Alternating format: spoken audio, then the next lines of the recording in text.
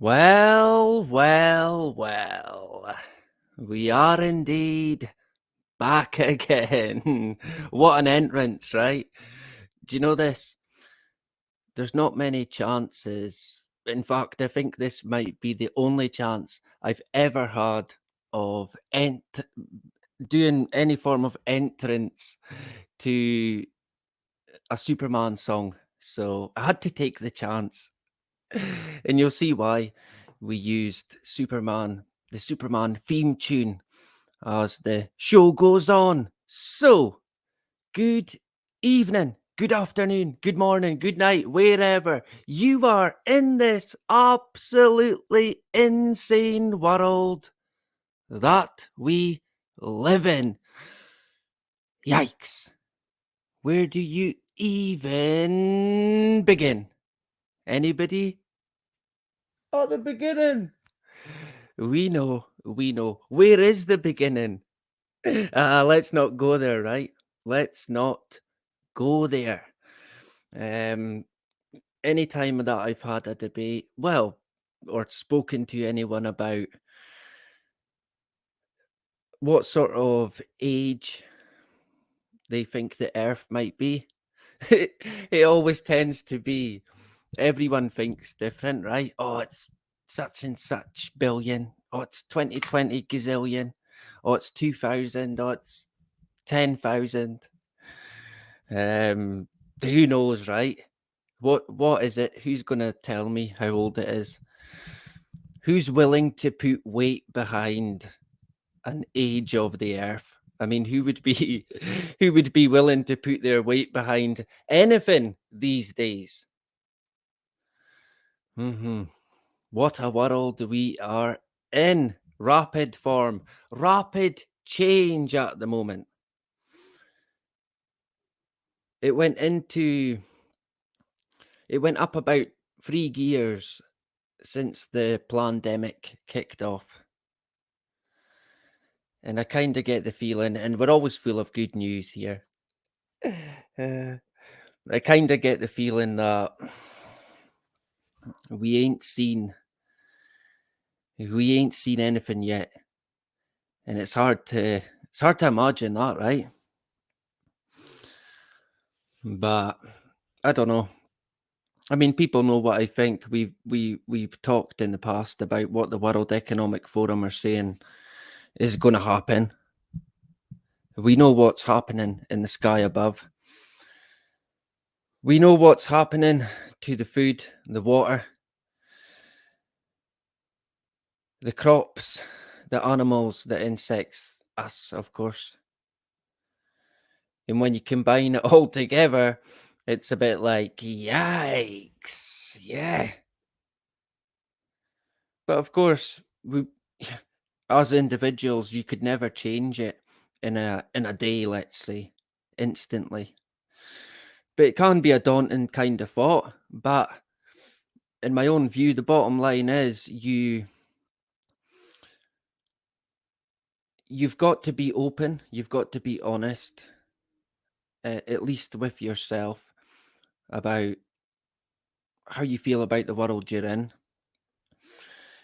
And if you think that it's not good, then I kind of feel I don't want to say you have a responsibility, but I feel that it's only the right thing to fight against it and do what you can. Inform people when you can, as much as you can. Of course, there's always a time and a place, right? You can't just run up to someone and go, 9/11 was an inside job. They'll think you're off your head. But if you sat them down and explained it to them in a kind of half decent way, they'd think, shit, yeah, that is a bit dodgy, right? Because, I mean, you could certainly, well, let's face it, there's no one out there who thinks 9/11 was committed by bin Laden. I'm trying to find people who think that it was him. I can't find anyone that is as elusive as bin Laden himself, right? What a laugh that was, man. the most wanted man in the world. The CIA, all the American might. Captain America! And the super Royal Britannia! Yeah. Britannia rules the waves. Super duper MI5. All the French fucking whatever they are. I can't remember now. But of course, every nation has their secret service, and they're all hunting for Bin Laden, the most the most wanted man in the world, because of 9/11, of course, right? And yeah, they didn't find him, but CNN they found him, and Bill Cooper covered it the best. And it was at that point Bill Cooper actually predicted that there would be an attack on America, and the American officials would blame it on Bin Laden. That's what he said. And I think it was later that year it happened. And of course, Bill was like, I told you. What did I tell you? And how did Bill know that? Well, it was pretty obvious the way they were going about it in the media. You could see where it was going.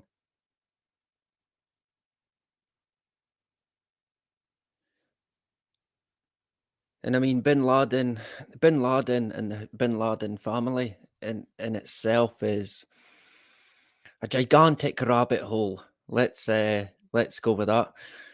So we're going to get into a few bits tonight, hopefully. And I'm saying that because I'm hoping that I don't fall asleep, right? Because it's getting late here. We've got the coffee on standby. We're on the graveyard shift tonight. So of course we've got the audience is quite widespread, to be honest. We've got local, Scotland, England, America, Australia, New Zealand, and that's about it. That to me is worldwide, right? We're quite far reaching. Today, when was it? This afternoon, I thought to myself, I've not seen the guy, David Yates, going about. He's wrote some books on the chemtrails, pretty much chemtrails and the geoengineering situation. And I did find a video updating on David Yates and also another guy, Richard A. Stonemason, I think. And I think some people here do know of the individuals, the gentleman in question. And the story goes that David got his channel terminated.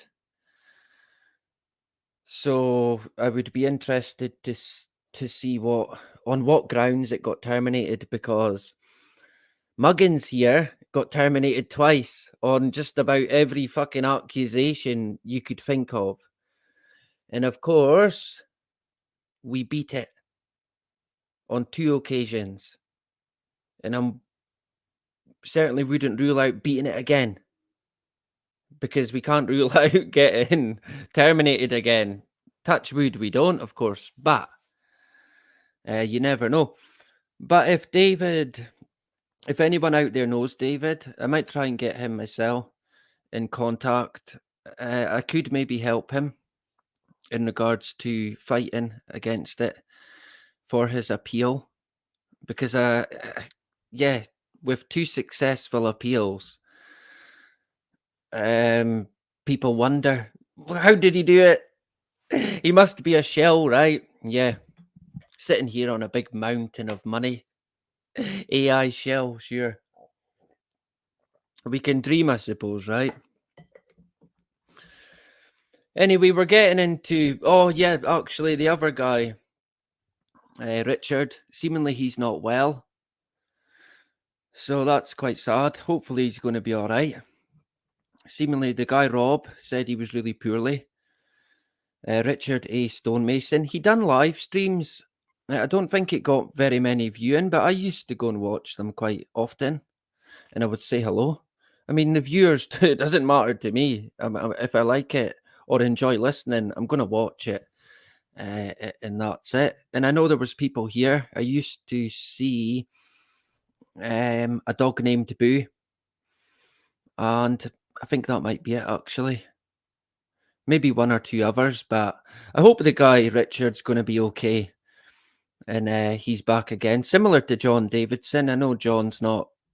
Well, I don't think he's streamed it either lately, and obviously we know he'd been poorly, unwell. So I send best wishes to both of them. Good men, old school men, decent values, which I mean, it's hard to find these days.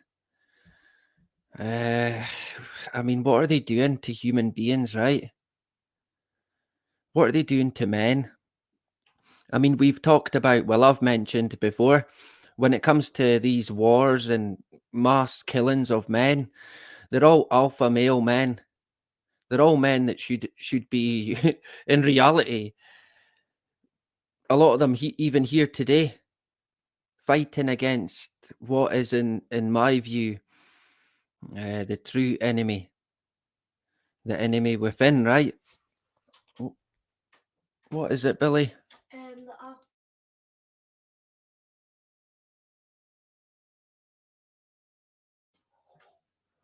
I'll just have to. I'll need to check on my son. I'll be back in a minute.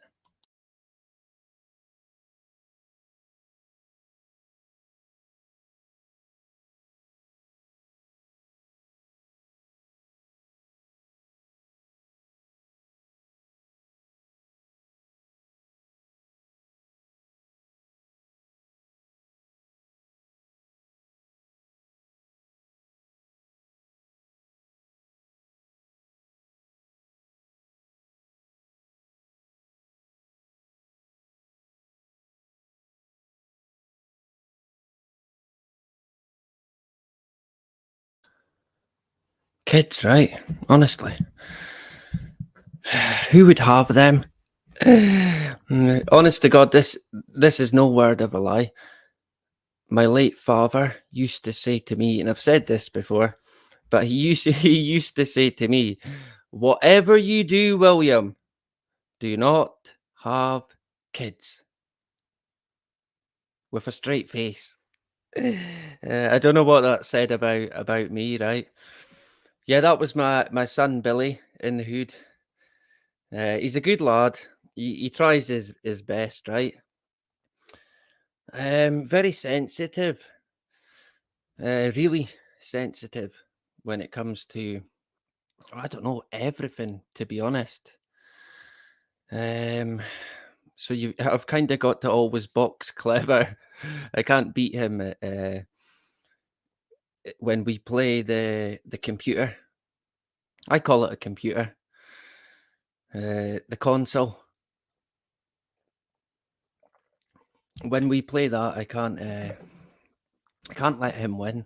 No, I can't win. I have to I have to make sure that I lose, right? Otherwise, there's trouble. So hey, it's fine. I can let it pass. Usually, what I'll do is I'll win the whole way and then throw it away at the end. So yeah, but there has been times where I thought, nah, I'm winning it. The competitiveness gets the better of me. So, and then we end up, of course, with a bit of a tantrum. And you can imagine he's got ginger hair. So, yeah, there's temper. There's true Scottish temper there. I don't know, of Viking origin or something like that. I don't know, some Viking god maybe with a serious temper. A bit like Mother Nature, actually, funnily enough, right? I mean, who in the right mind would go tampering with Mother Nature? You'd have to be, I don't know, satanically insane. Is that a phrase? It is now. It is now. Good to see Steve in the hood as well. I hope you're doing well, Steve. You know where I'm at if you ever want to give me a shout. Hit me up, Steve in the hood, the number one moderator. For sure. Hasdak's in the hood. Good to see Hasdak back again. Good man. A pleasure to have you in the hood tonight. Sent some as well, who has spotted in the chat. Where did he go? What a tune Sent some put together. If you watch the video that I put out on the original channel, the They Live video with Roddy Piper, the first intro music is made by yours, Sensum, our Sensum. Would you believe it? I mean, it's great as well. I was listening to it again earlier on, and I think it's great. He's very talented. He might not tell you that. Well, I guess you don't run around saying that. Who does that, right? Well, yeah, maybe you do get people who do that, to be fair, but not Sensum. A good man, our English brother. A pleasure to see you tonight. A great stream as well that we done, if I can't say, about 2 weeks ago now, so people can check it out. Dardarius in the hood as well. Good to see you. Oh, Gaynor is back again. Good to see Gaynor. Oh, happy birthday for tomorrow, or early happy birthday. What do you say if it's early? When it's late, you say belated, right? I'm not sure what you say. When it's early, no one's stupid enough to say it early, apart from me. But yep, good to see Gaynor back again. Great stuff. Who else did I see? Rob's in the hood. I seen Rob earlier on Joni's stream. Good to see Rob. And Joni was here somewhere. Did I miss anyone else? Before we get sort of down to it. Yep, Joni's in the hood, but gone. Shocking, right? Shocking. Away to meet a friend. That's terrible. That leaving us. They'll be. We've got to issue press ups for when you get back. So we'll look at a few bits tonight. Nothing major, as always, right? Nothing too extravagant. Can we go with that? I mean, when it comes to chemtrails and geoengineering, I think I've pretty much put my point in view across on several occasions now. And it's pretty clear, really, for me. When it comes to stratospheric aerosol injection all out in the open, backed by the sheeple, it will happen. Likely within the next 2 years. And of course, stratospheric aerosol injection is chemtrails. No matter how many fucking balloons they throw at your face, they will use aircraft, yes, similar to what's going on right above your head, probably right now. Everyone's looking out. Oh, yeah, right enough. Damn you! Exactly, right? It's a pity we never all had rocket launchers, but yeah, I'll get a strike for that. Incoming strike. I wonder, the guy David Yates that I mentioned, he wrote books about chemtrails, geoengineering. He spoke about that quite often on his channel, but he also did talk about the whole. I mean, it's all connected. We know that you can't really talk about one thing without talking about the other. It's so intertwined in this beast web that they've got. But he did talk about the pandemic and the juice. So he maybe got a termination on medical misinformation, on the grounds of medical misinformation, which is which, if that is the case, I might be able to help him out on his appeal. If it is on the grounds of some kind of climate change denial, then that would be a bit of a new one. And if it is on that, you could pretty much guarantee, and I shouldn't laugh, but you could pretty much guarantee they're going to come knocking here. I'm surprised actually they've not pulled that card already, because we're very open, very honest about our views. At least I am here, e- especially when it comes to the whole climate change scenario. And I guess someone like me would be deemed I would be deemed by the sheeple and the mass media as a climate change denier. That's what they would call me. But when have I when has anybody ever heard me in the past deny that the climate changes? In fact, when have you ever heard anyone ever deny that the climate changes? There is no such a thing. There can't be. But it's so blanketed with this one term, similar to how they use the anti-vax term. I mean, people who are anti-vax are mostly concerned about the dangers of these technologies. Let's go with that. I can't even bring myself to call it medication or treatment. It's fucking not. Oh well, people are getting treated all right. Oh, they're being treated.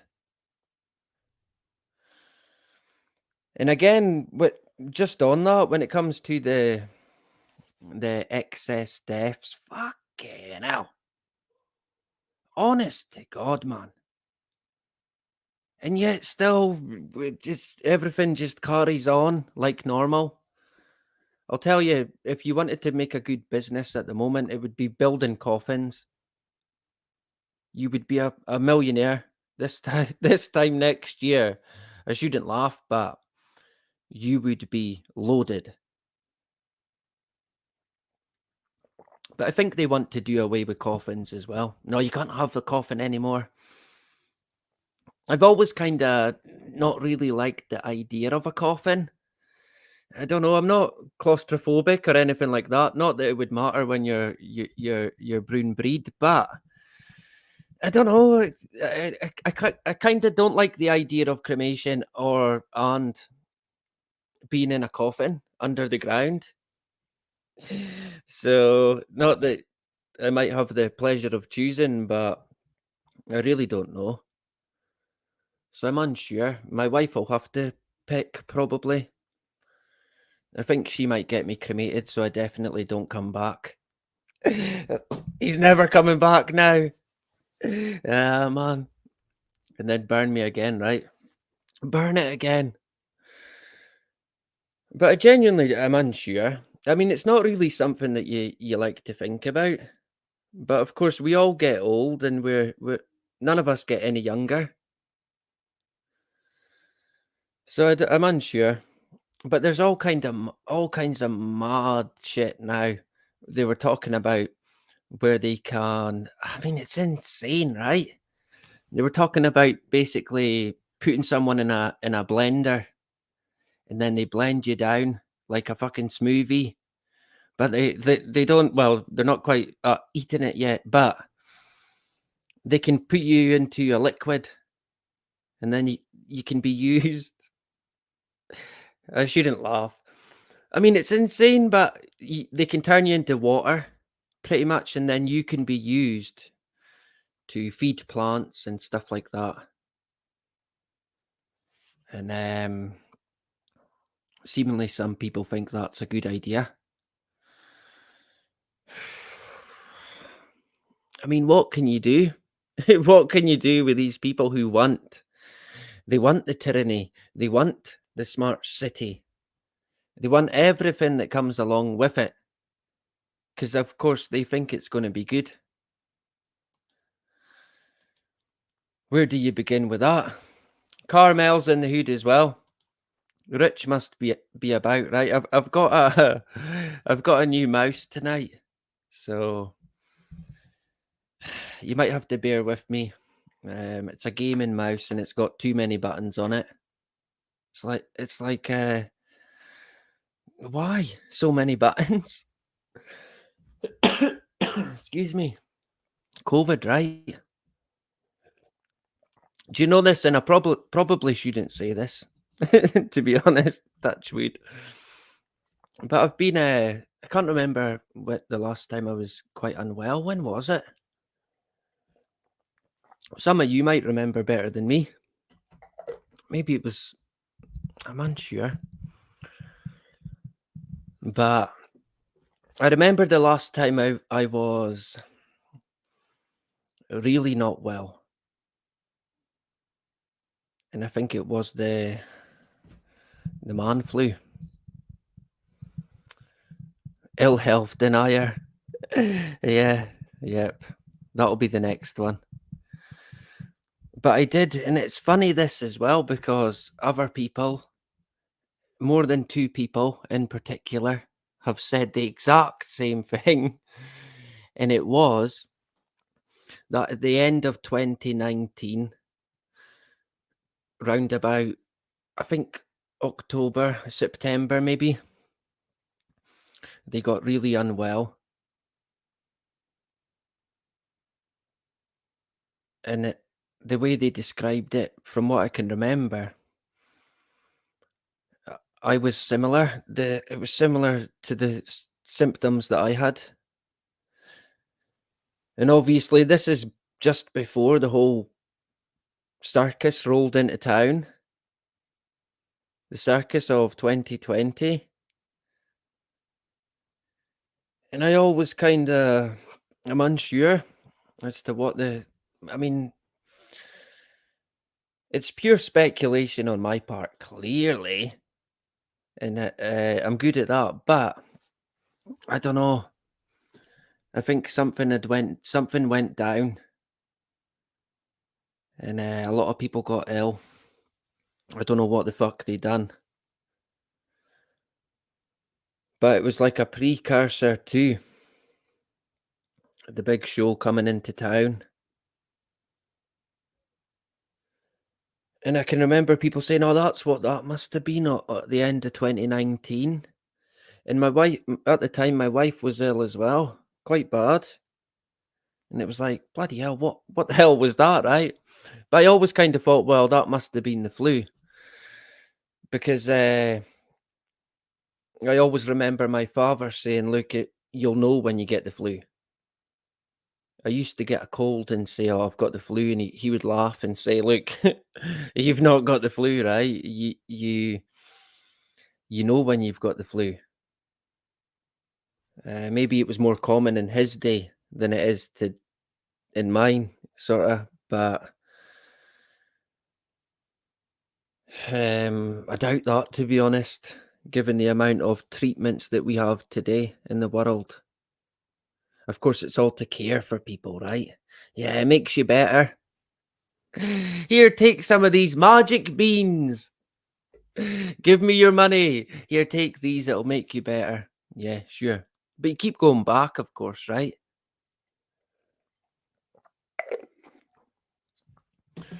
What did I see there? Scott's Armour, our brother in the hood. A great stream that we done on the last week on the 9/11. Well, it was pretty much 9/11 mainly, but we covered quite a lot. So check it out if you've not seen it.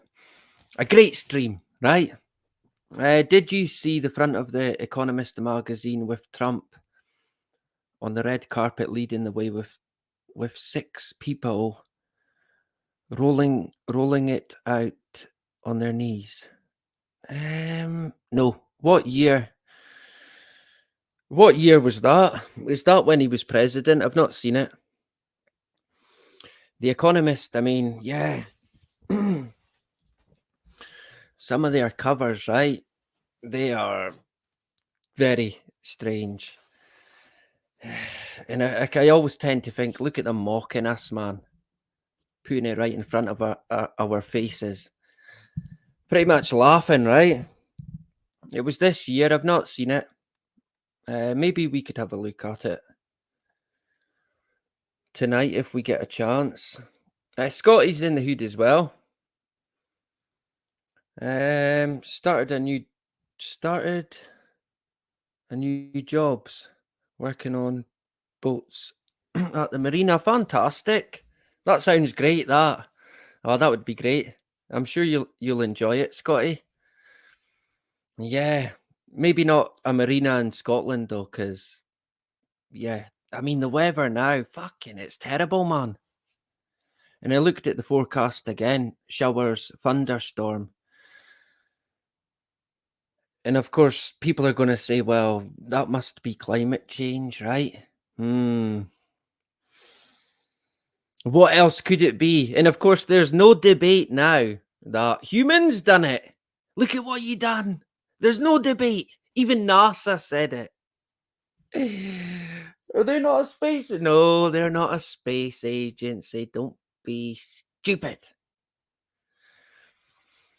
Yeah, maybe if there's any jobs going, you can give me a shout, Scotty. We can all head over to the marina, right?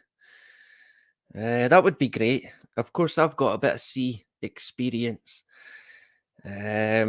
Probably all forgotten now. Man. It would be all out the window, right? Or over the side, if you like. My knowledge walked the plank. Yep, I'm here all day at school. So good to see Scotty in the hood.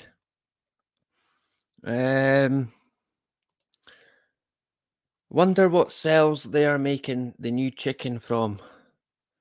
Oh man, even the sound of that. Ugh. Bugs and cells for Sunday lunch, yeah. But as Gates said, oh, they will get used to it in time. Gainer. Yeah, and what did Klaus Schwab say? Own nothing and be happy. How are people going to be happy? I mean, what are they going to do to people to make them happy? Feed them some kind of magic mushroom? Surely they're going to invent some kind of. I mean, this a bit of a stretch here, right? But they're going to invent in the future or come out with, it could be already, God only knows, some sort of drug that makes people happy, but it's not going to be deemed a dangerous drug like the ones we get today. And it'll probably be brain related. And I kind of hate the sound of it. I mean, I know there's drugs for depression and stuff like that, but they'll probably mainstream it for the average Joe. And I could see people lapping it up. I reckon when it comes to drugs, I mean, there's not been a war on drugs. Let's face it, there's not. If there has been, the dealers they want it clearly, and I mean, it's pretty obvious. Why did they not win the war on drugs? Well, who are the biggest dealers? Probably these entities that we know of, the usual suspects when it comes to official bodies. Let's say that pulling the strings. Anywhere there's big money, you can be guaranteed probably of two things: government officials and mafia. Usually it's mafia, but the government, when there's big money, you can be guaranteed they'll be there. So anything like big pharma, they're all over it, right? They are all over it. And I wouldn't be surprised if these big pharma companies actually had mafia working for them. Well, if I was big pharma, that's who I would have. That's who I would have working for me if I wanted anybody sorted out. Let's face it, you would look no farther than getting the mafia to take care of anything you needed dealt with.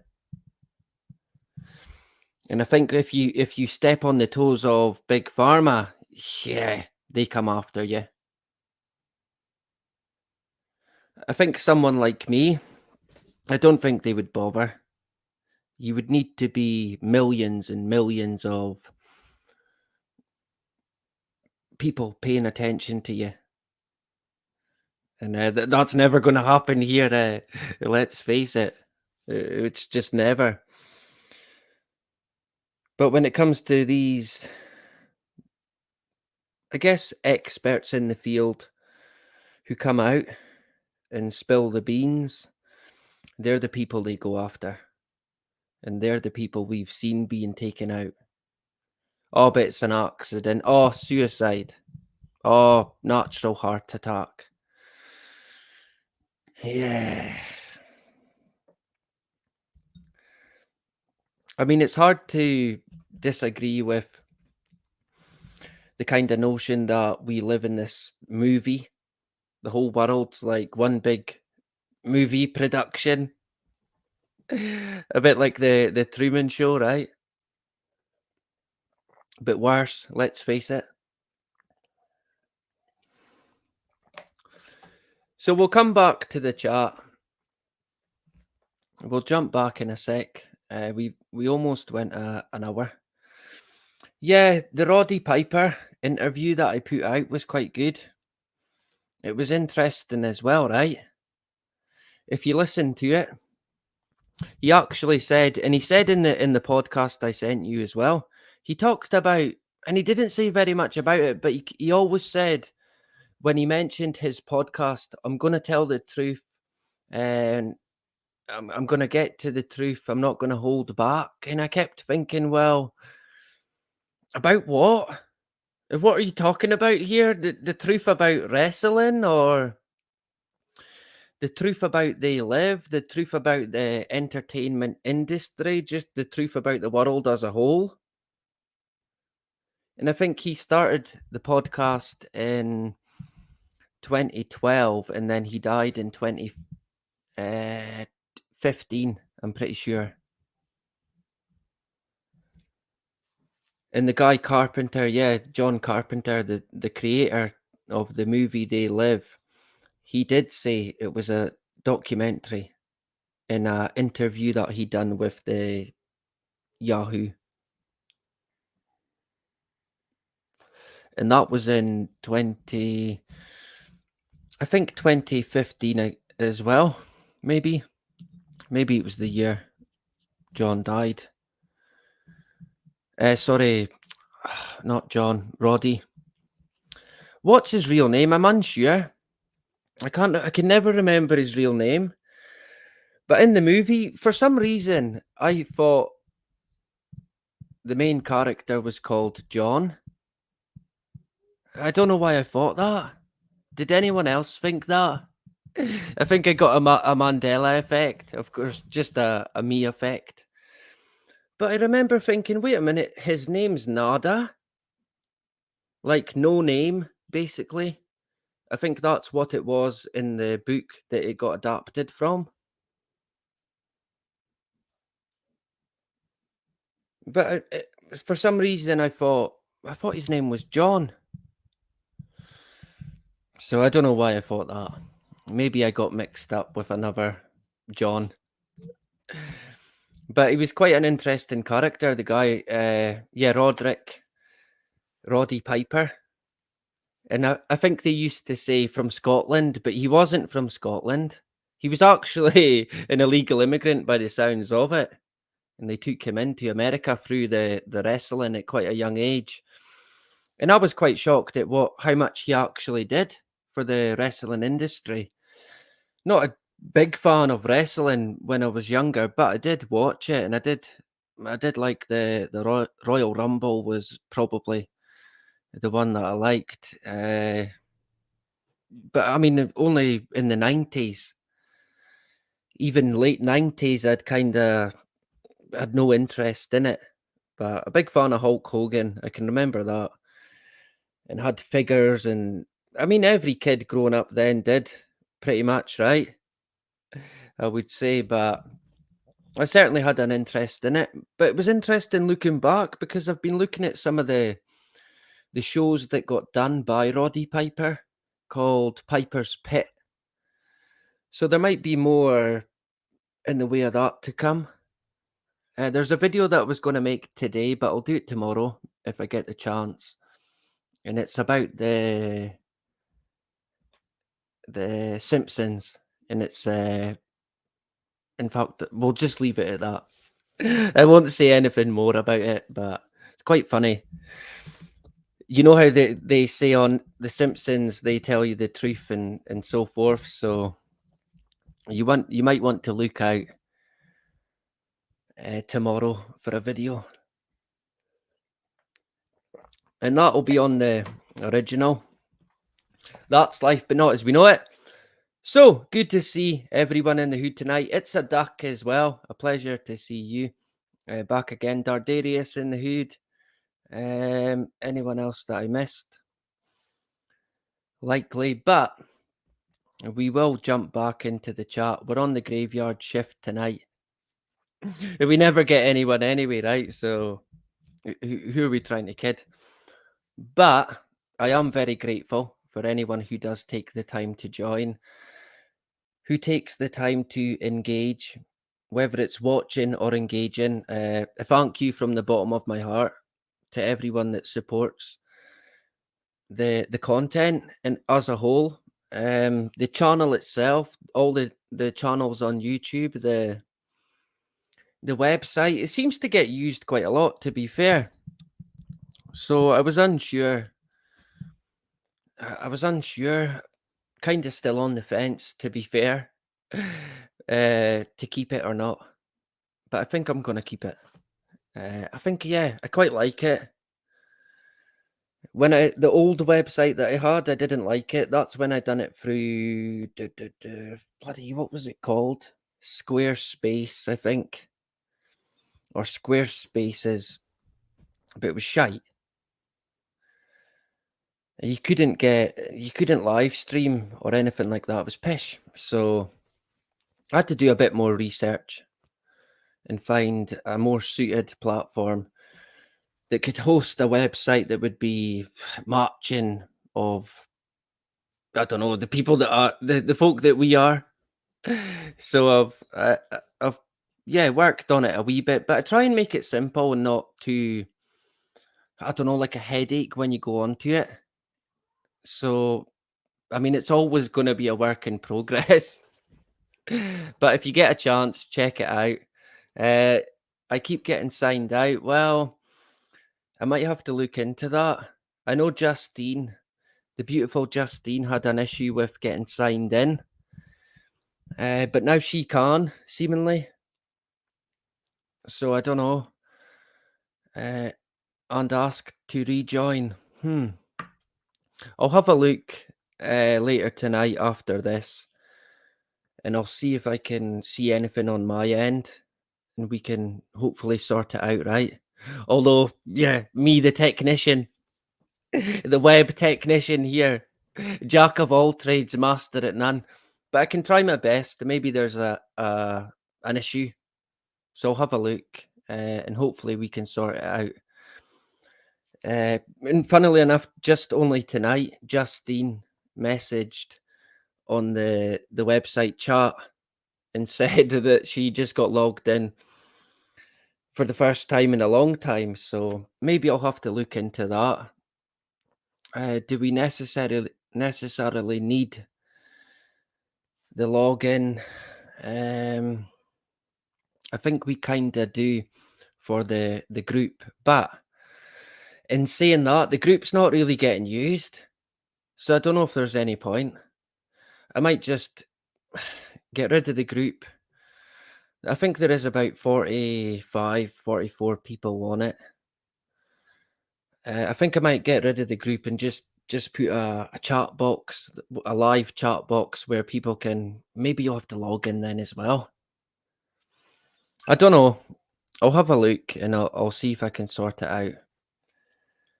Um, Knowing me, I probably won't, but I can certainly try my best, Robert. Good to see you and thank you for joining tonight. So, what I'll do is I'll take you now to where's the layout that I made? Da, da, da, da. The website is that's life but not as we know it.com. As far as I know, you should find it on Google. Okay. I remember during the COVID situation, well, the whole fucking circus situation, for quite a while, you couldn't find my channel on YouTube by doing a search. It would not come up. And it wouldn't come up on Google either. I think it's okay now. Maybe it's due to a lot more content, but they were definitely shadow banning the channel during the whole enactment. And I've said it before, the channel did kind of take off at one point, and then they put a cap on it. And I keep meaning to get a screen grab of the analytics and show you exactly what I mean. Interesting as well that when we got deleted, I think the first time, possibly the second time as well, but definitely the first. While the channel was deleted, there had been videos that got viewed. So I mean, who viewed the videos and for what reason did they get viewed? Quite strange, right? Talk about spooky. Man. So I don't know what that was about, but during that period, they did remove about well over 20 different videos each time a strike, but the channel was already deleted. So, and I remember it got to a point where I thought, Jesus Christ, is every video going to get a strike, even though it's deleted? And it was quite strange how it all panned out. I never, even when it got deleted at first, I never expected to get it back. I never even considered appealing, because obviously after getting about 30 strikes, videos removed and terminated, I thought, well, I think they've made their point pretty clear. There's no getting back. I thought they've dug me into, they've put me in a position that I can't come back from. But one thing that did work in my favor is the fact that the appeal the appeal that I was to make 7 months later, when I finally thought, yeah, fuck it, I'll appeal. It was an appeal on channel deletion rather than an appeal on a certain video. So it was kind of like a different ball game. But I knew the majority of videos, if not every one of them, got removed on the grounds of what they called medical misinformation. And I knew it wasn't medical misinformation. Not only that, I knew that by then, 7 months after deletion, pretty much everything that we said had come out. Even the WHO, the World Health Organization, were talking about these unintended rare consequences that we talked about a fucking year before it and tried to warn people. Look, don't be doing it. Don't take it. It's probably not a good idea, right? If anything, just wait. But no, they couldn't wait. They could not even wait to see. Because if they had waited to see, surely by now, they would have thought, well, actually, no thank you.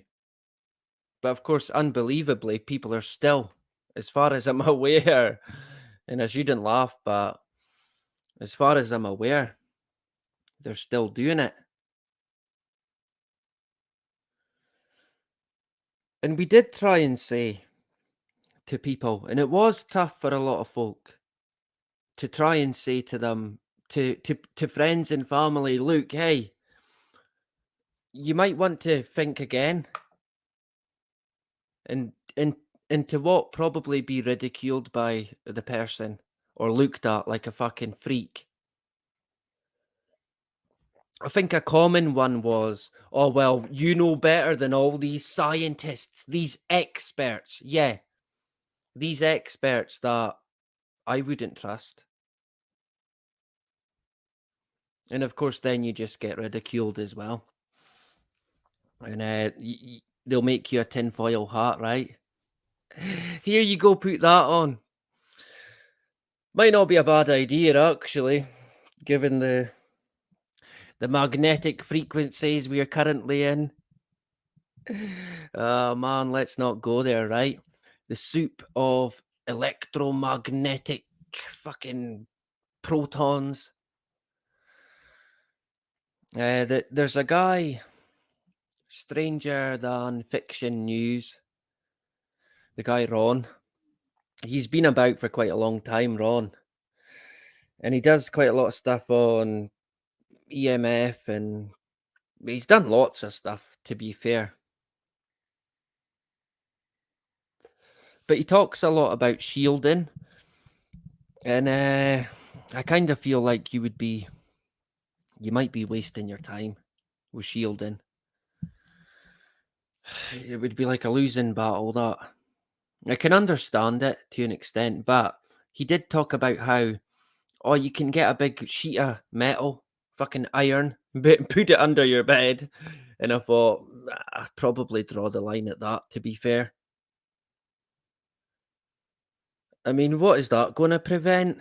I could struggling to see how that's going to stop anything by putting a sheet of metal under your mattress. I mean, yeah, that'll teach them that, right? So I don't know what benefit shielding's going to be. I mean, people probably they'll disagree with that, and yeah, it's fine. But there's one thing in particular that Ron does that annoys me a wee bit. He talks about how he wears a mask.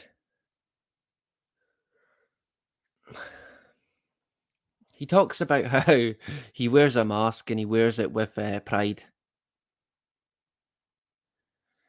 But he wears a mask to stop breathing in the you know what's treatment. Because, of course, he's under a certain impression that that could be a situation, if you know what I mean. Incoming strike. Probably didn't even make sense, any of that. But I kind of feel that, and I know none of us are perfect, right? I know that.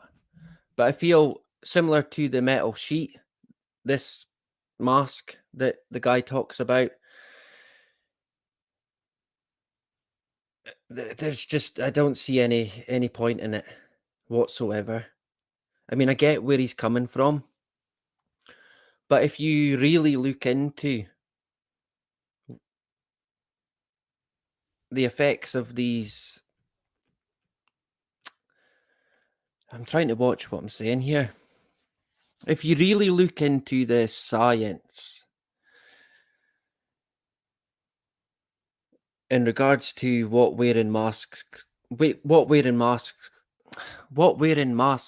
can be like,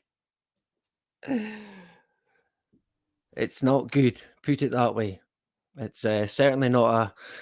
I don't think it's a laughing matter, obviously, but I think there's a good person that people should check out if you wanted to look into anything in regards to a mask, and that would be Dr. Vernon Coleman.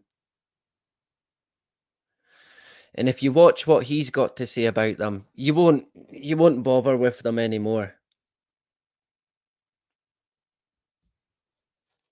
And he said that people look at him strange because he's wearing a mask. I thought, yeah, no bloody wonder. But I thought, how rich are these folk who were wearing one not that long ago? Because the media told them to.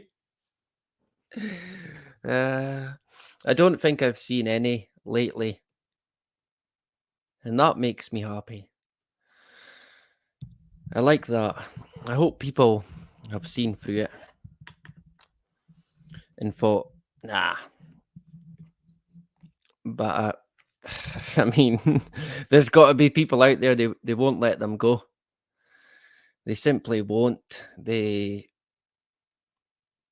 got brainwashed, pretty much programmed to an extent where they won't give it up.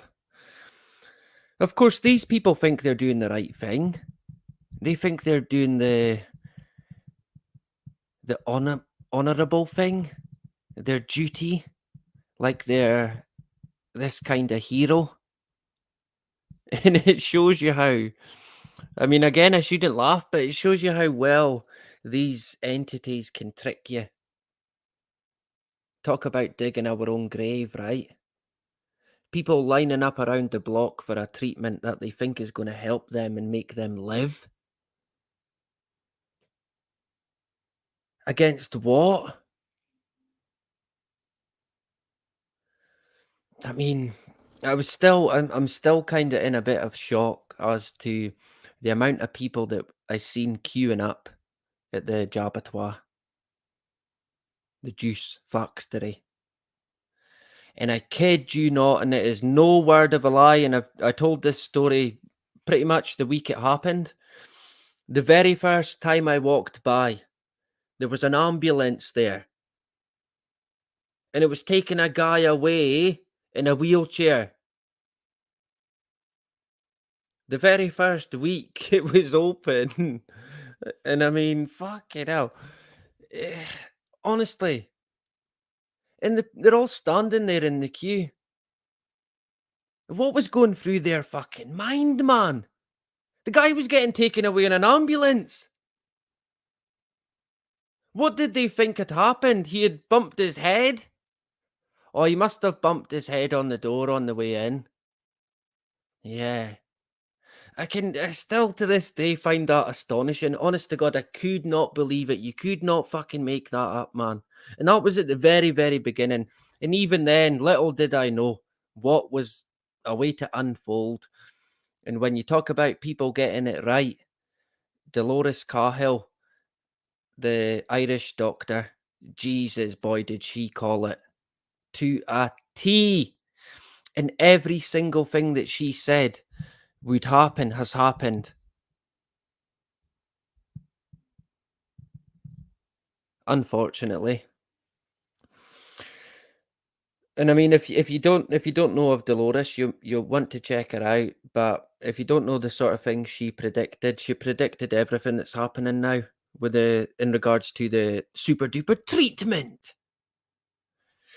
Even when it comes to the cancer situation, that was and I'm saying predicted because let's not get that confused either. She never sat down with a crystal ball and thought, right, fucking Mystic Meg material. She knew because she looked at the data.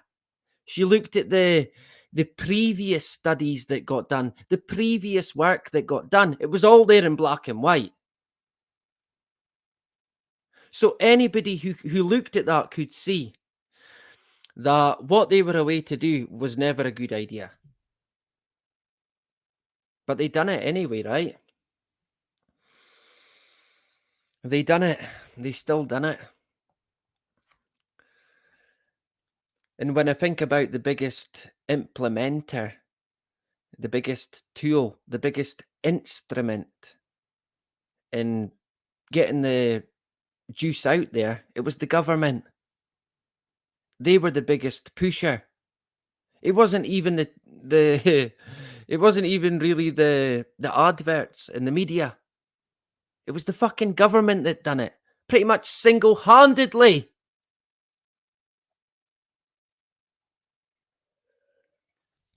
And of course, over in fucking America, you had Donald Trump calling it the Trump scene. How it's going to save the world from this horrendous disease. Ah! Look at all the bodies in the street. Ah, run! Remember? The Trump scene. The Trump scene. Now, Trump called it that because, seemingly, he pretty much single-handedly brought it forward at warp speed. There you go, folks. Hooray! Juice for everyone. Roll up, roll up. What a hero. What a hero. Sure. Fucking sure. About as much of a hero as Tony Blair would be classed as a hero. Of course, they ain't. If anything, they're the enemy. Now that is some straight up shit. And you know this, I wish it was easy for just some guy to roll into town and say, look, yeah, I'm gonna sort it out. It's gonna be great. We're gonna fix this and we're gonna make the world great again. It ain't gonna happen. It's never gonna happen, but it sells well. It certainly sells well. And if you can put that into the political form, people lap it up, right? Lots of people fall for it time after time. Oh, but this guy, he said this. He talked about that. And I mean, we're seeing it again right now. In America, we're seeing it. We're seeing the exact same thing again. This time it's the guy Kennedy. Now, Kennedy might be, he might even actually be a genuine dude. But I can tell you right now, he will not get into that White House. If he does, he won't be there long. And like I said before, going by the history and his family, you can pretty much put your money on what's going to happen there. They'll take him out. And again, they'll show you who's in control. And again, the psychological effect from that could be like a JFK all over again. And we know there's nothing new under the sun, right? And I mean, I hate the thought of this guy probably getting lined up for getting rubbed out.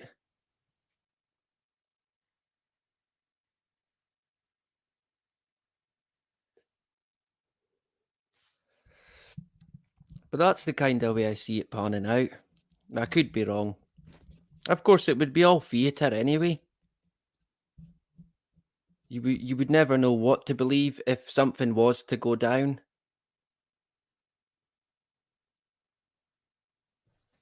But I would be very, very surprised if this guy was to get anywhere near the political landscape of the White House. I could be wrong. If he does, then he's not the guy, I'm afraid.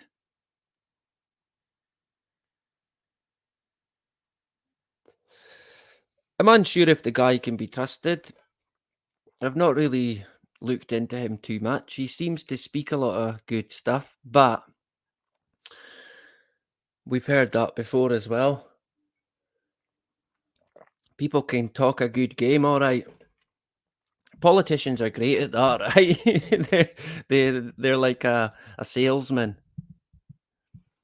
Yeah, they'll stop you in the street next minute you've bought 2 big bags of potatoes. You don't even need any. Um, I mean, yeah, it's quite funny, but also, I mean, politics are a big problem, right? The politicians have sold us out.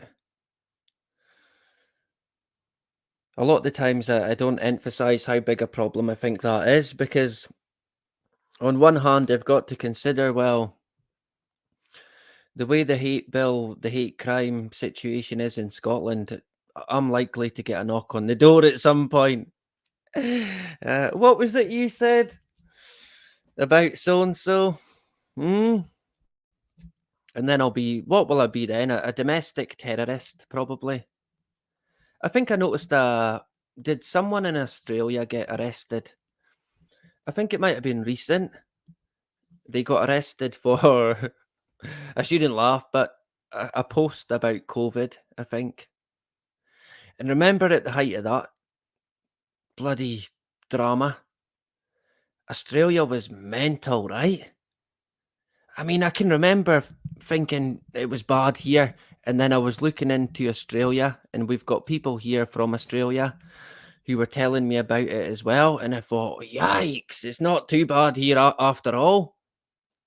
And even where I am, it's quite a wee village. It was never really too bad. People, to be fair to them, didn't really give a fuck. So that's to a lot of people's credit here. They seen through it. A lot of people from the very beginning. I was quite surprised actually. A lot of people never that I thought maybe would. People that I thought wouldn't did, which was very strange. I think that was common for a lot of people at the time. And now, when you fast forward to today, there's a vast, a really vast range of people who are on the kind of awakened side, who have awakened either pre-pandemic or after the pandemic. And it's quite interesting. At least people I've spoke to in the past who some of them, yeah, it was the pandemic that woke them up. And I remember this one person in particular.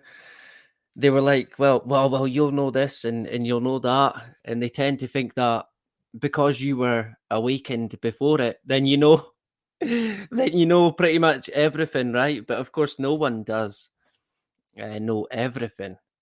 Everyone here could tell someone something that they didn't know. That's a guarantee. We can all learn from each other. But it's quite interesting the amount of people that have awoken because of the scamdemic. And we talk about how, well, we've mentioned in the past how people talk about 9/11 being a seed for the truth movement. Well, the pandemic was another seed because it just went up tenfold, if not 20-fold. And it's going to gather pace more and more and more. The more shit that goes down, the more people that are going to get a bit annoyed, right?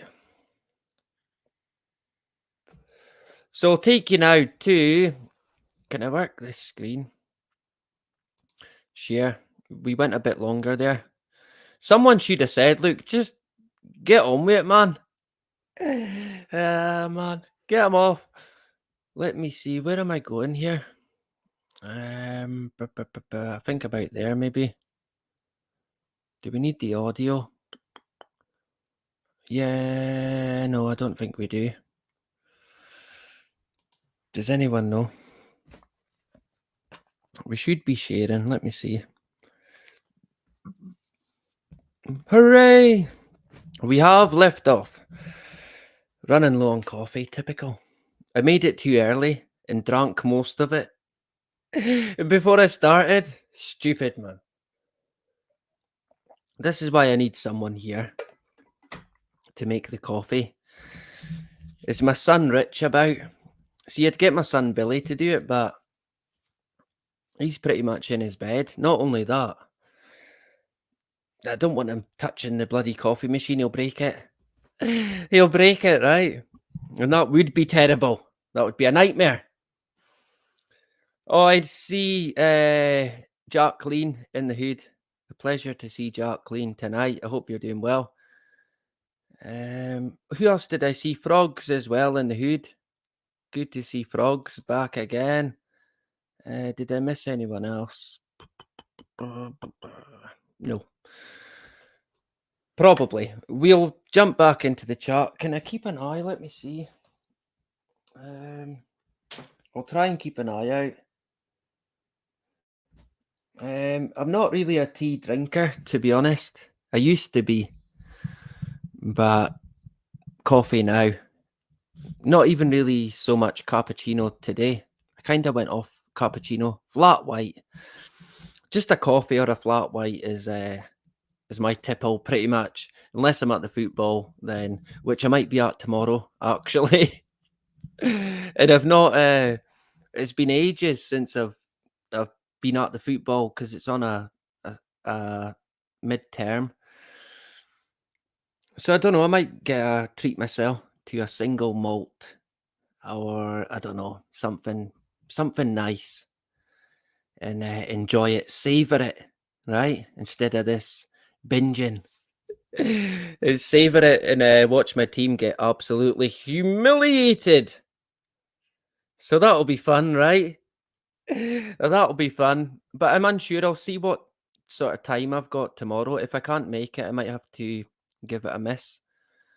But if I am to drink tea, I like it quite strong with a wee bit of milk and 2 sugars and yeah, quite strong. I don't like a lot of milk in tea. I can't drink it.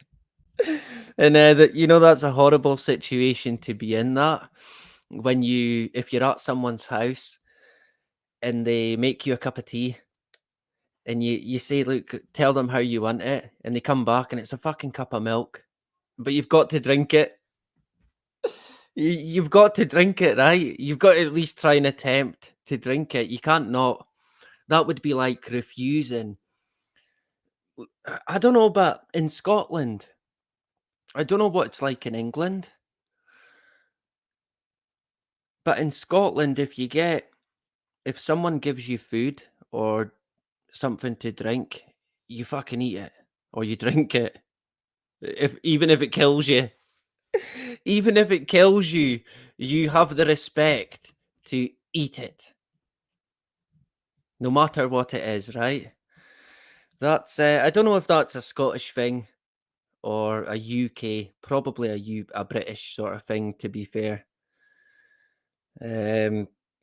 But yeah, I've had that. I can remember thinking, "Oh no, I've got to drink that," and it was like half a cup of milk with water, not even stirred properly. It was the Stevie Wonder made the tea, clearly, right?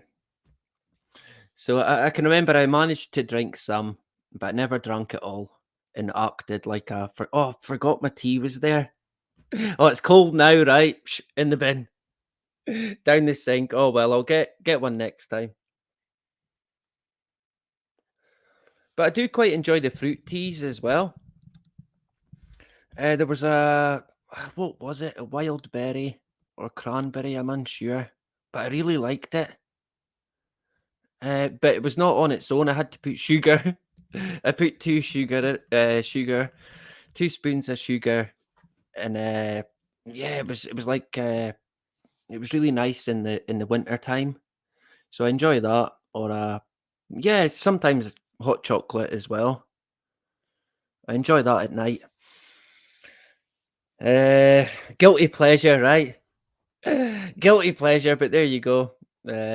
So we'll jump back and I'll show you. Actually, there's quite a few. There's quite a few articles to get into. Yeah, Motherwell tomorrow. Um, Elgin against Motherwell. So probably beat about 10-0. Yeah, man. And you know this? I think they're taking quite a lot of fans, so it's going to be busy. I think there's about 1,000 of them coming up, and it's only a wee ground that we've got, and they've got them ultras that come up, so there's going to be trouble. You can be guaranteed. Trust, I'll stay away from it, so you're all right, right? I don't get involved with anything like that, so it's all good in the hood. I'm too old for that now. We'll go with that, right? Good to see Jacqueline as well. Um, yeah, definitely. But even if like you're at someone's house when you're a guest, you've got to if they give you anything, even sometimes I can't say no. Say like, oh, I wasn't even hungry or I didn't want a drink, but they offered. I feel like I've got to say yeah. Ah, man.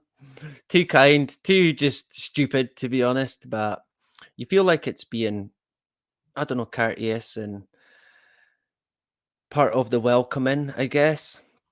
So we'll jump to this article here. Why is it not working?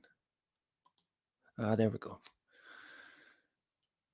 So you're actually only seeing part of the title there, which doesn't do it justice. Oh, there we go. Now we're talking. So this came out in the Register. I think 2 days ago. So it's quite new. But like I said at the very beginning, when it comes to geoengineering, in my own personal view, and I'm not an expert, nothing like that, I'm just an average fucking dude from Elgin, genuinely concerned about what's going on in the skies above. But when it comes to stratospheric aerosol injection,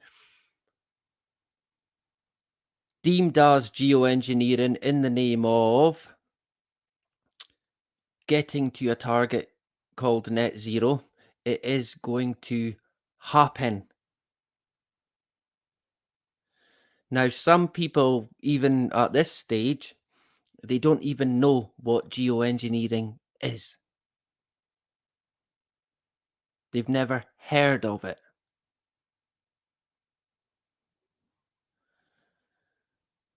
But that's going to change. It's already changing rapid. And I can guarantee you this, within the next few years, people might be speaking about nothing other than geoengineering. And that's for many reasons. Mainly, the main reason being, in my own view, events that we're going to see, events that they've already predicted are going to happen. These events are seemingly going to, quote, sharpen the minds of the masses, sharpen their little brain to the notion of geoengineering in the name of net zero, the holy grail, the unachievable golden carrot. Talk about a joke. I mean, when it comes to the whole climate agenda, I really do struggle to see how people buy it. Honest to God. I guess they simply buy it in good faith because they don't look into it. And again, that is where we fall flat on our face. So we're at the Register, quite well known.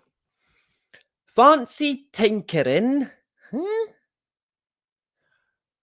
Fancy tinkering with the atmosphere? Question mark. The Dereco supercomputer can advise you. Hooray! All hail the supercomputer. We are not worthy. What would we do without it? How on earth did we manage to get this far without the Dereco super duper fucking computer? Anybody? And of course, the intro to this particular live stream was a series of clips from the movie Superman 3. And if you've seen Superman 3, you'll know the connection now because in Superman 3, they have a big, gigantic, super duper computer. But all is not well with the crazy super duper computer, right? But this one's okay. We can trust this one. The Der Echo. I think that's how it's pronounced, but it's probably not. But we're going with that, right? Now, up until what? Yesterday? Today? What are we on? Yeah, today. I had never heard of Der Echo. Now, the people here with good eyesight, like, sent some. Check is in the post. Sent some spotted in the thumbnail. There is a snake. And the reason I put a snake is because Sensum is a snake. No, I'm joking. Of course he's not. He's a top man.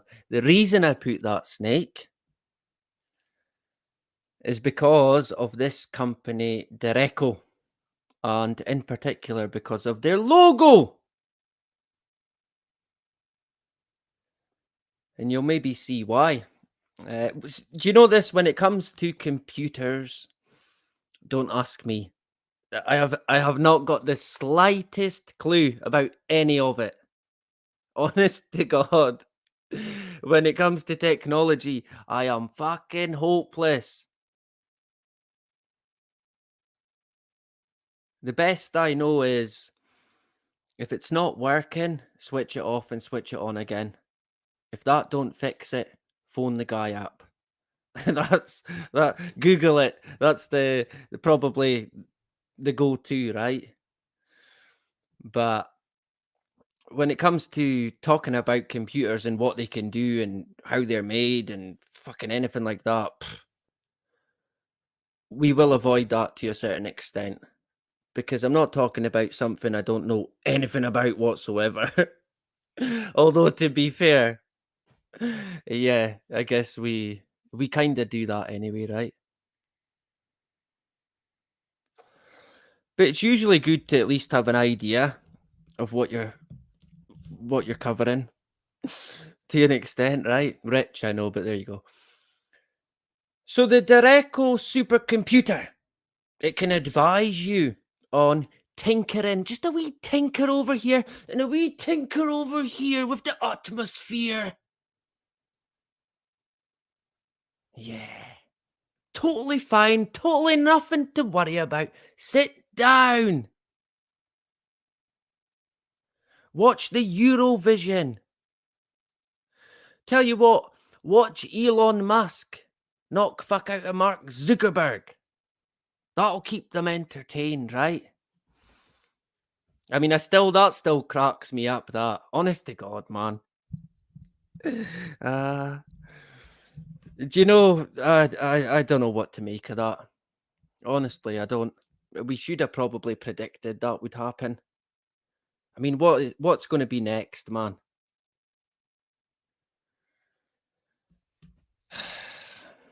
Right, my only hope is that they both connect a punch at the same time, and it's killer punches, each one, and just that's them. Because if that's the case, right? Fucking hell, we've got rid of two of them like that, and and she didn't laugh, but it shows you my it shows you who I am, I guess. The black sense of humor. But we'll be two evil entities down. kind of an opportunity that shouldn't be passed up, this, right? If they're both in the ring together. We're gonna be giving people ideas now, definitely gonna get arrested, man. It was your idea! You you gave them the idea on YouTube. Now they're attacking them with grenades. Yeah. I mean, it's comical. It's like proper comical Hollywood stuff, the world that we're in. If I had to pick a winner, I don't think I could put my money behind any of them. I just can't. I simply can't. I'm not doing it. I'm not falling for it. Like I said, I only hope they both knock each other out, and that's it, finished.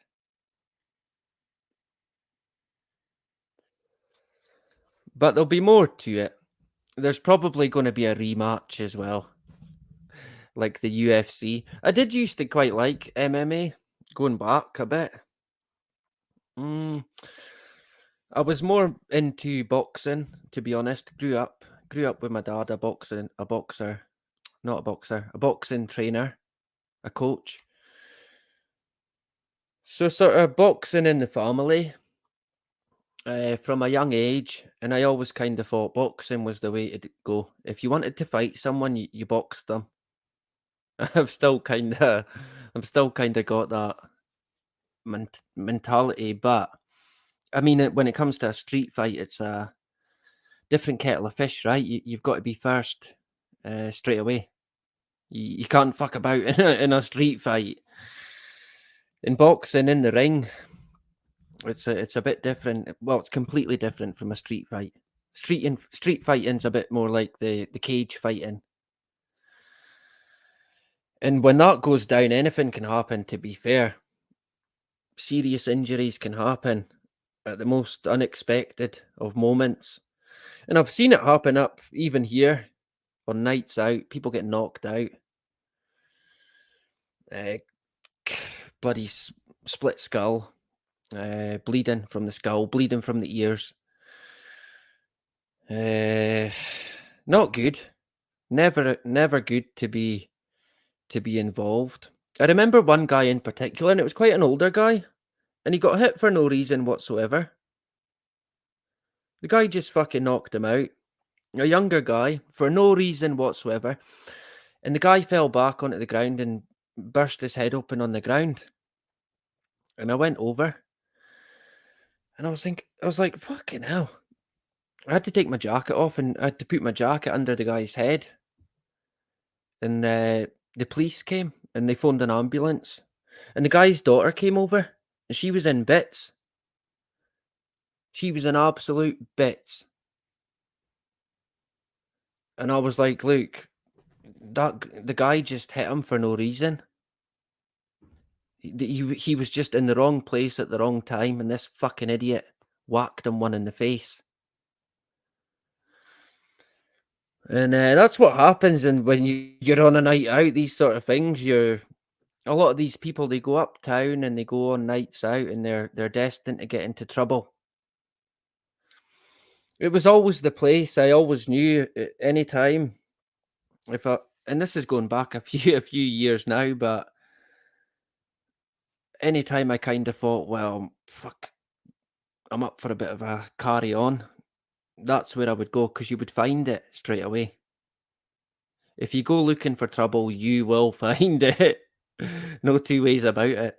Of course, that was in my younger days. I've calmed down a lot now, and I winded down years ago. Um, and of course, when you, a lot of people here maybe had similar upbringings and similar lives where you're part of a crowd that's not a very good crowd, let's put it that way. So when you grow out of that to an extent, they're kind of not your friends anymore, because you don't want to be you don't want to be doing what they're doing, right? So you kind of lose a lot of friends, but you gain new friends as well. Something I learned over time that is that friends can be quite overrated. I kind of grew up in my teenage years thinking that having a lot of friends was a good idea. It wasn't a good idea. The best thing you can do is find good friends, even if it's just one. Then you're on to a winner. But you don't need many. You just need one or two good friends you can talk to. You can rely on, and they can rely on you. And you do anything for each other. And I mean that. You stand by them, even if they're in the wrong to an extent. You stand by them, and then you maybe say, "Look, maybe next time, maybe next time, do it a bit different, right?" But you stand by your good friends. They're few and too far between. So if you're lucky enough to find them, and I've got one or two. I mean, I've got probably quite a few friends, but there's only a handful that I can rely on. Again, that's the world we're in, but I'm very grateful for the ones that I have got. So again, jumping back to this, we got sidetracked a wee bit. Again, we are again talking about tinkering with the atmosphere. I mean, what world are we in? what world are we in now? Tinkering with the atmosphere, Mother Nature, the thing that life pretty much fucking depends on. In what now? We're gonna get our information from a computer? NCAR's Biggish Iron will also explore, wait for it, wildfires, droughts, and, yep, you guessed it, solar storms. All the good stuff, right? Yeah, yeah. I mean, come on. Really? So these guys are going to be in control of the data. Well, let's face it, when it comes to supercomputer simulations, what is the bottom line really? The bottom line would basically be you get the computer to predict a scenario to then give you a solution. That would be the bottom line, in my view at least. You would get a solution to an outcome, or you would get a prediction for a certain scenario so you could then potentially maybe not prevent it, but limit the damage. It's all going to be down to a computer at Dereco. And I mean NCAR, NCAR. Could you get any more like NASA? NCAR being National Centre for Atmospheric Research, which is basically NASA, let's face it. I can guarantee you any money you like, they will be working hand in hand with NASA. NASA will be calling the shots.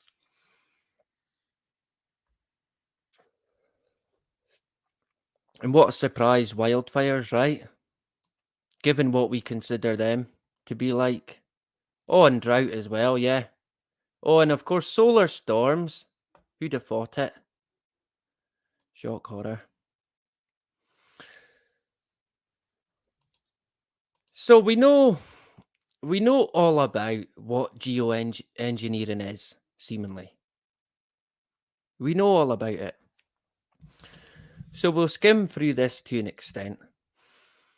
So, in the hopes of mitigating the effects of climate change, the super duper scientists, working in collaboration with the United States National Center for Atmospheric Research, are using supercomputers to explore the risks and benefits of seeding the atmosphere with aerosols that would block sunlight and lower global temperatures. Right. Seeding the atmosphere with aerosols that would block sunlight and lower global temperatures. Sounds great, right? Where do we sign up? Here, take all our money, throw our money at it. Throw your children at it, throw your wife at it. Here, take the lot. No, honestly, take it. I'm away. But yeah, I mean, it sounds great, right? What could possibly go wrong? And of course, the masses think, well, these people know what they're talking about. They're experts, right? They're scientists. They've got computers. All hail the computer. Yeah. Who would ever doubt them? Hmm? Who would ever question it? Now, a lot of people before, even in the truth sort of movement, they would take a lot of data from, say, NASA for legit. In my own view, take it with a pinch of salt. I wouldn't put any weight behind it, me. But they do. Even people in the truther circles. Now, when it becomes the job of the supercomputer to be the be all and end all at dishing out the data, are they going to trust it? Probably not. So why the fuck should they trust it now?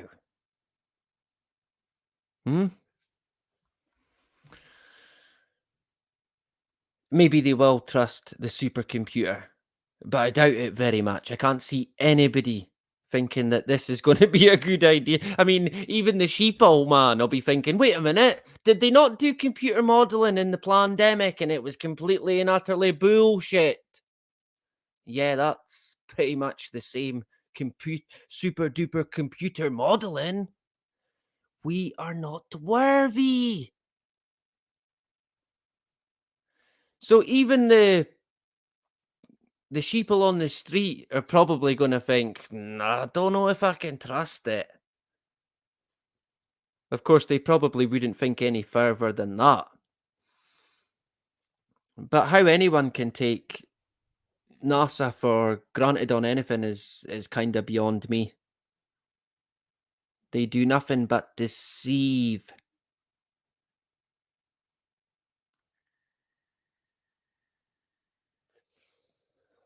So we know about geoengineering. We know all about it. But they're wanting to get the computer. So it's pretty much set up now. It's in the early stages of operation.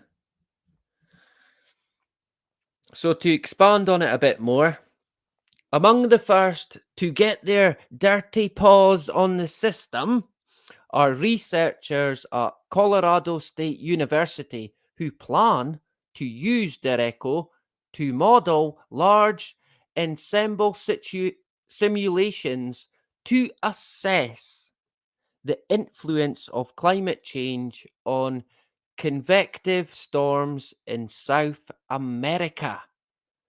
Hooray! Hip hip hooray, right? I bet the people in South America will be happy to hear that.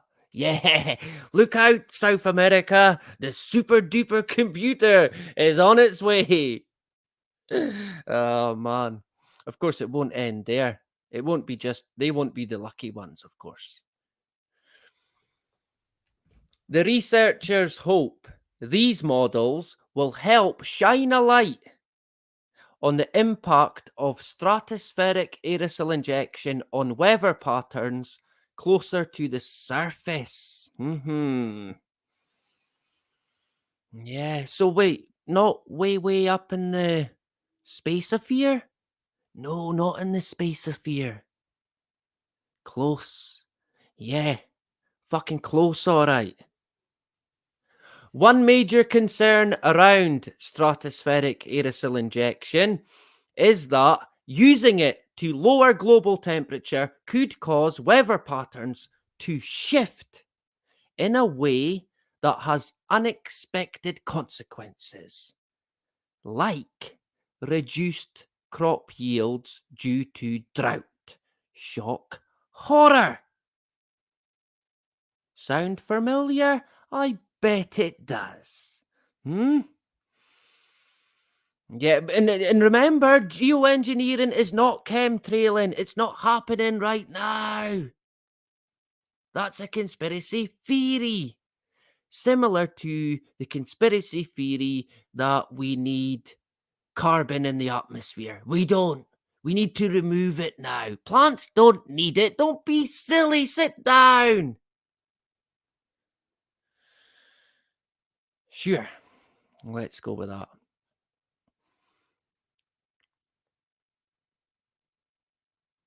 So, where did we get to there? Ah, yeah. This is just one of the several research projects planned by the super duper computer. Researchers at the University of California, Los Angeles, will use the system to study climate conditions in the western United States. Hooray! Cue the celebration! Celebrate good time! Come on! Ah, man. We are not worthy. And yeah, California, right? How fitting. What do we know about California? Well, California is pretty much, going by what they tell us at least, the home where it all began for weather modification. Shock horror. Shock horror. So the study to study climate conditions in the western United States, USA, that contribute to extreme heat and fire risks. Meanwhile, researchers at Johns Hopkins University will simulate the effects of solar winds, energized particles from the sun on the Earth's magnetosphere.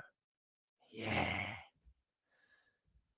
All told, there are 15 university and NCAR projects on topics ranging from wildfires and hurricanes to solar storms, which will start running on Derecho this summer. Right. So. Not just. I mean, it's always the usual characters as well, right?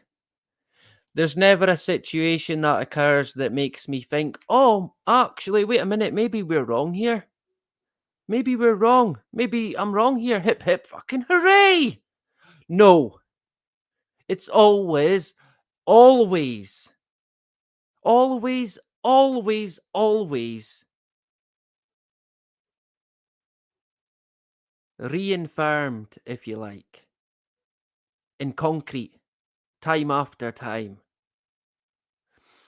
So you're talking here wildfires, drought, solar storms, and hurricanes. Of course, they wouldn't manipulate hurricanes, right? Of course, that would be a conspiracy theory. Oh, they can't do that. Yeah, well, they can do that. They did do that. They do that. Put it this way, they have the technology to do that. And they've had it for a very long time. And if you don't believe me, look up hacking hurricanes. Then you'll get an idea. And if you think that they don't do it today, you might want to think again, right? I think also hurricanes and tornadoes is a situation we're going to be seeing potentially get out of hand, possibly even in places there where it didn't happen before. And of course, what will they blame? Remember now, they talked about events that will happen. They know they're going to happen.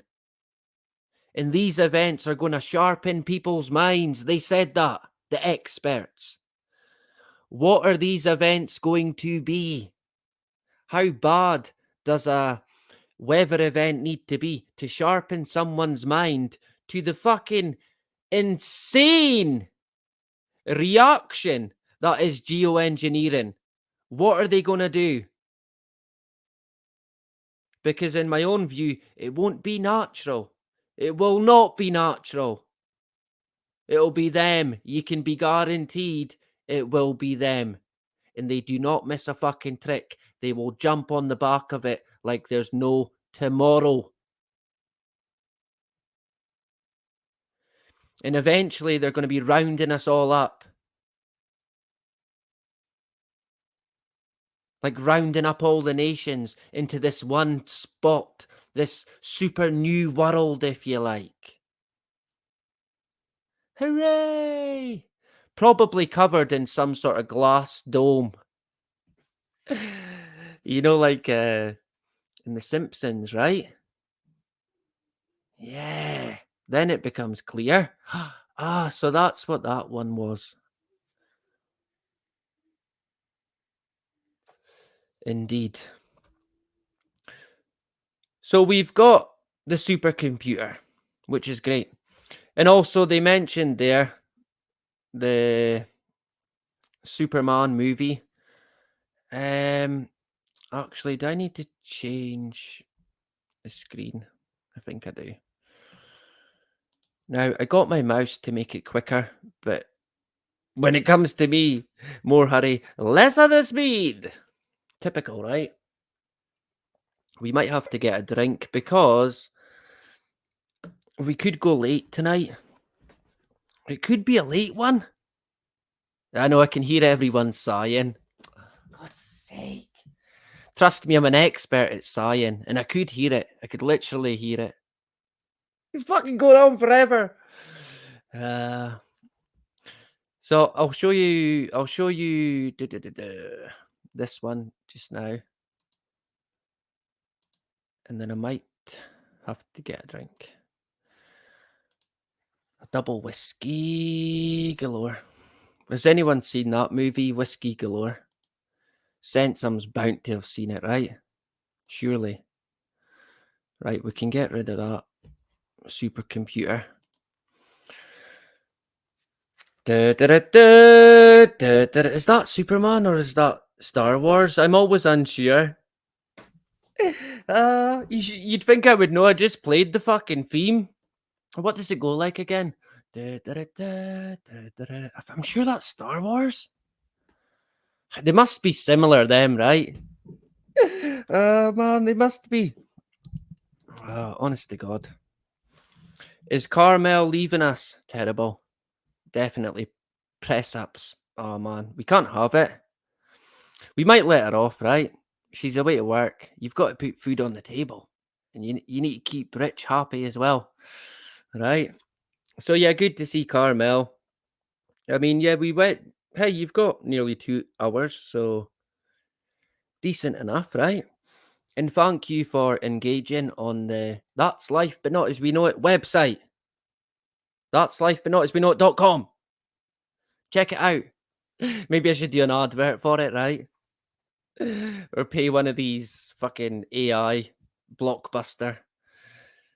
Nah, in fact, I wouldn't go that. I noticed actually on the software that I use for making videos, it's got an option now where uh you can generate an image with AI, but I'm not going to be doing it. They can they can stick it, they can ram it, right? It's all good. I mean, it's bad enough technology, so I'm not going down that road. I'm not using it. It's integrated. I can never say that enough. So I'm not doing it. I mean, it is kind of tempting in a sense, and I do see why it's interesting, but I'm not feeding the beast. Sounds like it did actually. Maybe it was Indiana Jones. Da, da, da, da. I think you might be right. What's the one I always used to do? Mission Impossible, but I can't even remember it now. I used to like watching the old Mission Impossible series.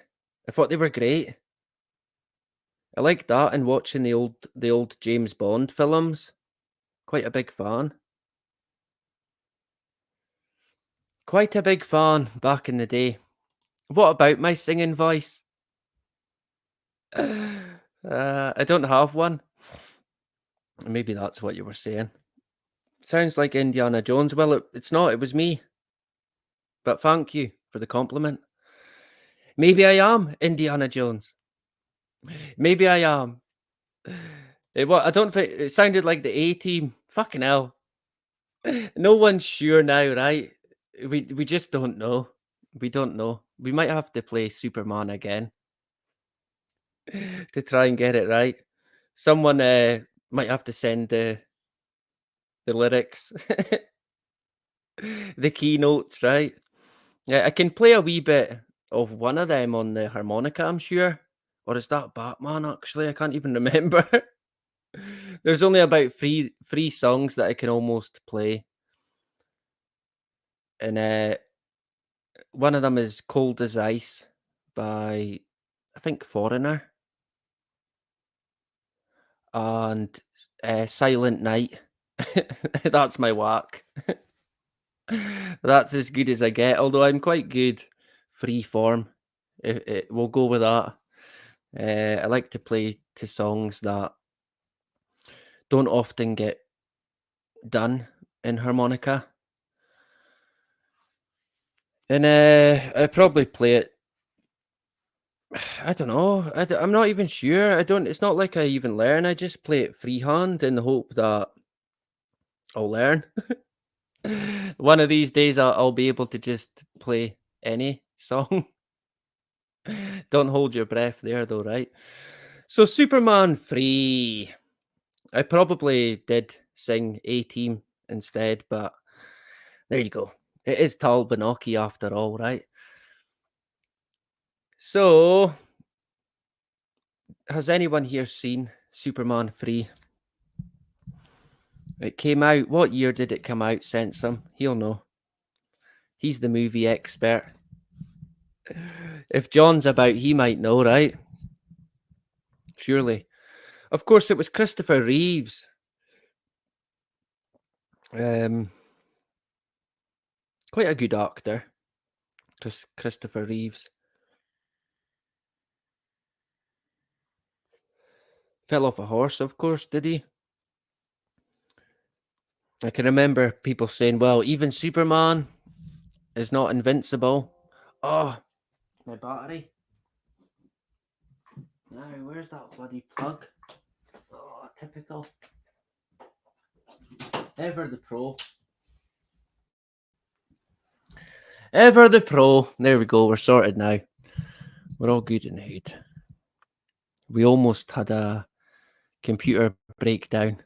Supercomputer shutting down. I thought these technologies were smart, right? Why is it running out of battery? That's not very smart, that. How is that smart? Even I don't run out of battery. Well, yeah, actually I do. 80 or 79, Frank reckons. I don't think it was. I think it might have been later. What did 85 centum reckons? I don't think it's that either. Watch this, I'm gonna be wrong. I'm gonna be wrong, right? 83. You better not have searched to check. That's cheating, right? I'm gonna have to give out press ups for that. Definitely. So I'll check because I reckon it's. I thought about 87. Oh, I'm on the wrong one. Ah, there we go. Why? Why is it not going away? There she blows. So what are we talking here? 83 it was. It's a duck. You must have looked up. It's a duck, cheated. Definitely press ups for it's a duck. So you got it wrong, Sensum. And Frank as well. Unbelievably, Frank got it wrong. By quite a long shot as well. I'm gonna have to start checking everything that Frank says now.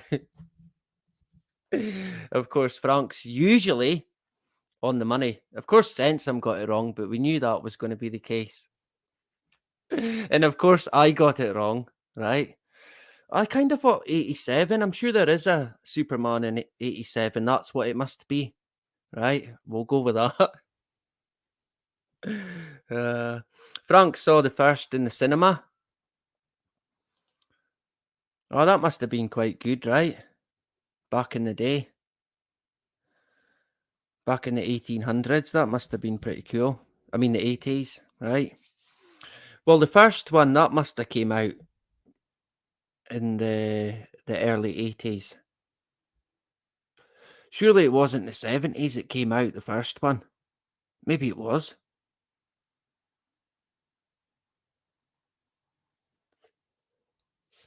I'm unsure. These Superman movies are strange as well, right? What's the whole superhero thing about? Is it the Superman movie where they. Is there not a whole connection of incidents that where pretty much all the people died? Or were in an accident?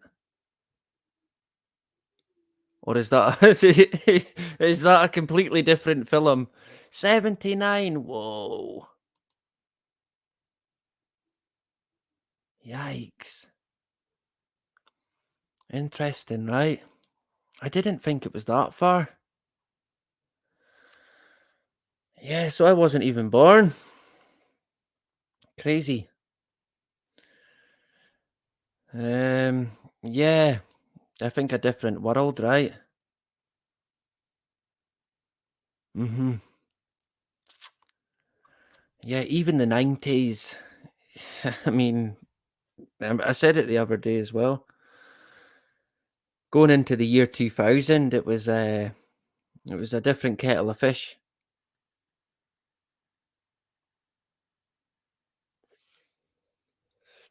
Is that why you liked them then? Sent some.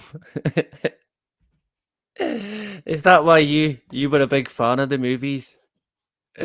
You walked into that one, right? Oh man, I apologize. Um, yeah, it's kind of hard for me to imagine the world in the 70s, but in my mind, I feel like it's a better place. Maybe they'll invent a pill that can take you back in time. We'll be queuing round the block for that. Of course, that would be the fucking VR reality, wouldn't it? Yeah, you can go back to the 70s here, go into that room there, put this headset on. Maybe that maybe that's where we will be, right? Yeah, I'm going back to when it was good. Of course, you've got to live in the moment. A lot of the time, and I know we live in a tyrannical world, but a lot of the time as well, you've got to be the one who makes your time worthwhile and enjoy it as much as you can. I'm quite lucky because I've got stuff that I love doing. Well, content creation, but in particular, wildlife and nature itself and my interest in plants and looking after plants, it fills me with joy. So I feel like I'm blessed in that sense. But I think everyone's got to have something. If you feel like you've not, then you need to you've not looked, right? I think we all know deep down what makes us happy, and we get caught up. We get caught up in the fucking beast system. You can do that with shrooms, headphones, and Pink Floyd. Do you know this? You can do anything with shrooms, I'd imagine, right? And I've talked about mushrooms before. When I was growing up, I had quite a lot of, how could I put it, experiences, trips, if you like, as we called them, with the LSD, magic mushrooms. And personally, I wouldn't recommend it. And I've spoke about this before. For me, my own experience with them was pretty good. I was happy enough, and I felt like it genuinely opened my mind and connected me with nature more than I ever thought I could ever have been. It really did. It, I mean, I fell in love, and I already loved nature, but I almost became one. And I know it sounds a bit typical LSD bullshit, but I genuinely felt like I was nature. It was kind of like one of the first times I had felt part of the ground that we walk on, the tree that we look at, the even like I remember at one point looking at a tree, this gigantic oak tree, and it was just so amplified, and it was like buzzing, it was like glowing almost, lighting up all different colors, like something out of fucking alien spaceship almost. And I was just like, wow, this is amazing. And I almost felt like connected to this tree in like some kind of rhythmic sense. Honestly, it was mind blowing, genuinely mind blowing. But I did also see people who went on trips that were not connecting with nature, and they went on a bad trip where basically they did not come back. And even still to this day, these people are not all there. And I'm afraid, from what I could see, LSD played a big part in that. So my and it's all again from my own personal experience. I enjoyed it. I wouldn't do it again because I wouldn't tempt fate. I had my fun with it, but I also wouldn't recommend it. Not to older people. Maybe if you're a young guy, maybe. Maybe. I mean, it's hard for me to say no when I done it myself. But I would warn people, look, it can have a negative effect on you, potentially for your life. It can have a good effect for the rest of your life, but then it could go the other way. I guess that's the risk of life, right? You go out there and you do many things where, yep, you're certainly taking a risk. So, in regards to Super Duper Man, let's have a quick look. 1983. So, in the movie, basically to shorten down the plot, they build a supercomputer, and you might have seen in the intro at the end, the supercomputer it eats one of the cast, the characters, and it turns her into a cyborg. It's quite funny. It's quite funny actually. I was watching it thinking, fucking hell, I could have done a better job with that makeup and bloody effects, if you like. Maybe not the makeup. My wife, yeah, definitely. But even the effects and stuff like that were quite poor. I guess, yeah, okay, early 80s, whatever it would have been, but I still found it funny. So let's see, let's look a wee bit at this plot, if I can get it.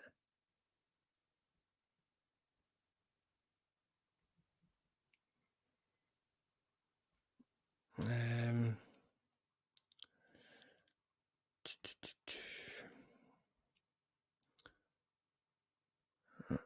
mm, right. Mm, mm, mm, yeah. Right. So the plot of the Superman 3 movie. The Metropolis-based conglomerate WebScore hires Gus Gorman, a talented computer programmer. Right. Gus embezzles from his employer through salami slicing, which is a technique, which brings him to the attention of CEO Ross Webster. Webster is intrigued by Gus's potential to help him financially. Webster, his sister Vera, and Webster's girlfriend Lorelli, we'll go with that, blackmail Gus into helping him. Right. At the Daily Planet, bugger. At the Daily Planet, Clark Kent convinces Perry White to let him and Jimmy Olsen visit Smallville for Clark's high school reunion. I forgot about the guy Jimmy. I always forget about him. While fellow reporter and Clark's in unrequited romantic interest, Lois Lane, leaves for a Bermuda vacation. Bermuda, eh? En route as Superman, Kent extinguishes a fire in a chemical plant containing unstable beltric acid, which produces corrosive vapor when superheated. Right.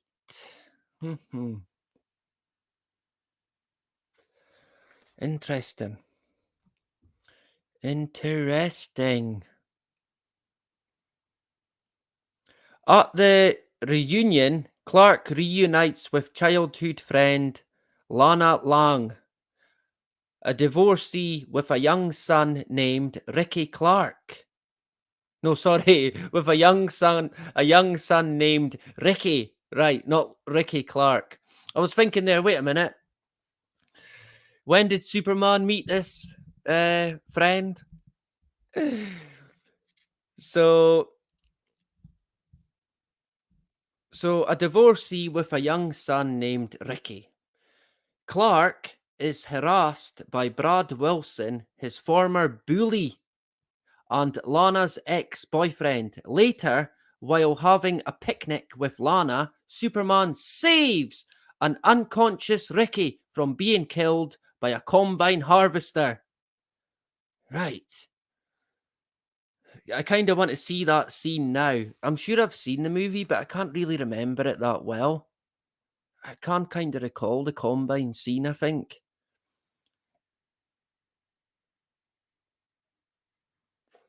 It kind of rings a bell.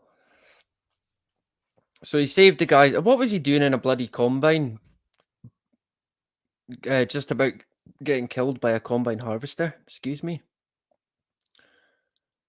Let me see. I'm going to have to use this.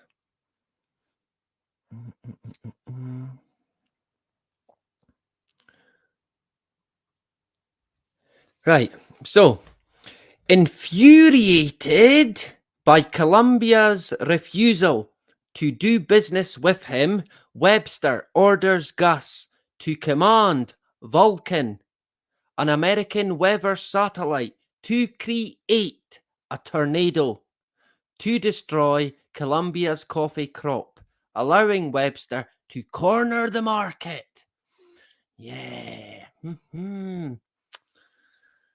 Right.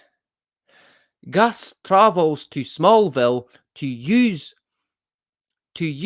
a Websco subsidiary to reprogram the satellite. Although Vulcan creates a devastating storm, right, Superman neutralizes it. Phew.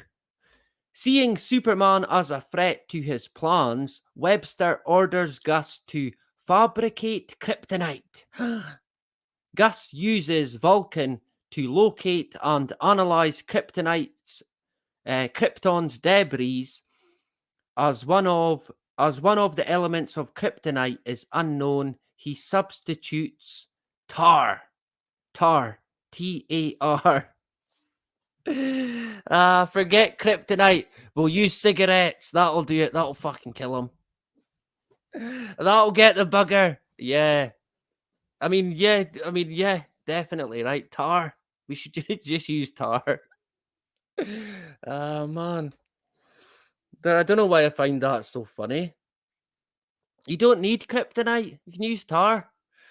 Here, have this cigarette. That'll sort him out. Little did we know, right? Little did we know. So where did I get... Yeah, tar. Lana convinces Superman to appear at Ricky's birthday party, but Smallville turns it into a town celebration. Hooray! Did anyone used to watch the series Smallville? I used to watch it. I really liked it actually. I think it had it up until about I don't know, there was quite a few series. Maybe series 6. And I just completely lost interest. But for a few years going way back now, I actually quite liked it. I used to watch it. And maybe it was only me.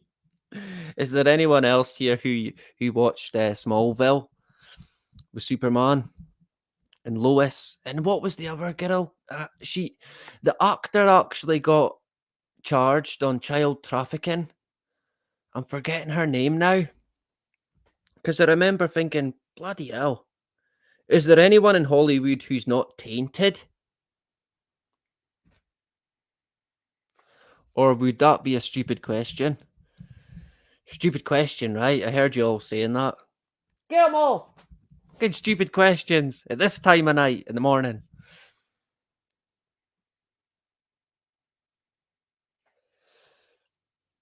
I can't remember her name. She wasn't the actor who played Lois. She played another character.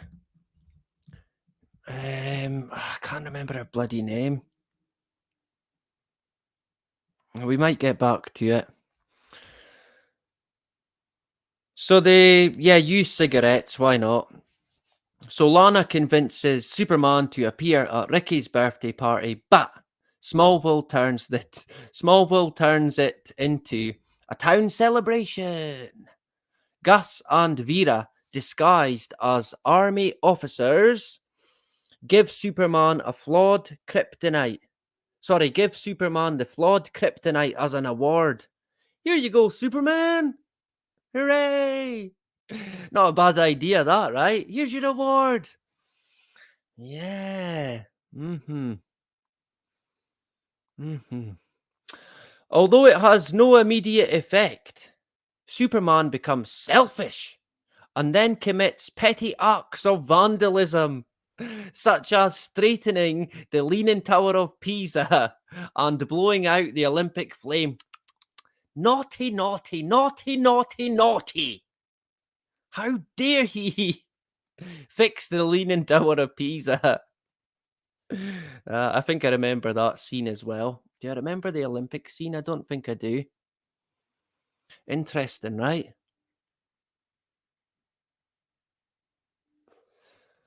Gus asks Webster to build the world's most sophisticated super duper computer. The CEO agrees.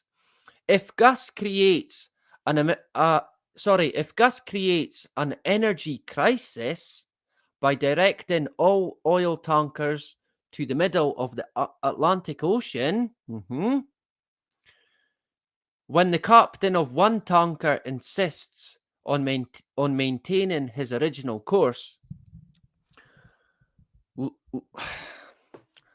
Lorelei seduces Superman.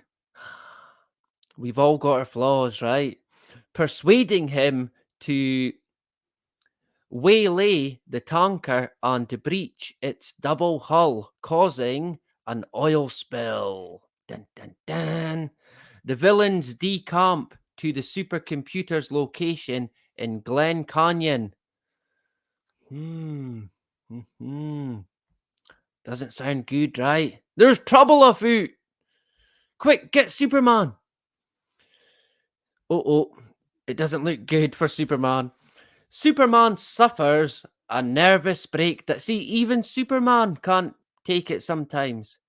The evil alter ego getting the better of him, right? Superman suffers a nervous breakdown and he goes to see a shrink. No, he didn't. Superman suffers a nervous breakdown and splits into two beings. Right. So he went from nervous breakdown to bipolar. Just like that. In the words of Tommy Cooper, of course, right? So he splits into two beings. The immoral, corrupted, dark Superman and the moral, mild-mannered Clark Kent, the gentleman. The two fight in a junkyard, with Clark eventually defeating his evil self, regaining his sanity, just like that. That's all he had to do, knock his evil self out. Superman repairs the damage he caused in the oil spill and heads west to deal with them villains, them pesky villains. After defending himself from exploding rockets at a ASALM missile, and an ASALM missile, Superman confronts Webster, Vera, and Lorelei. The supercomputer identifies Superman's weakness and unleashes a beam of pure kryptonite.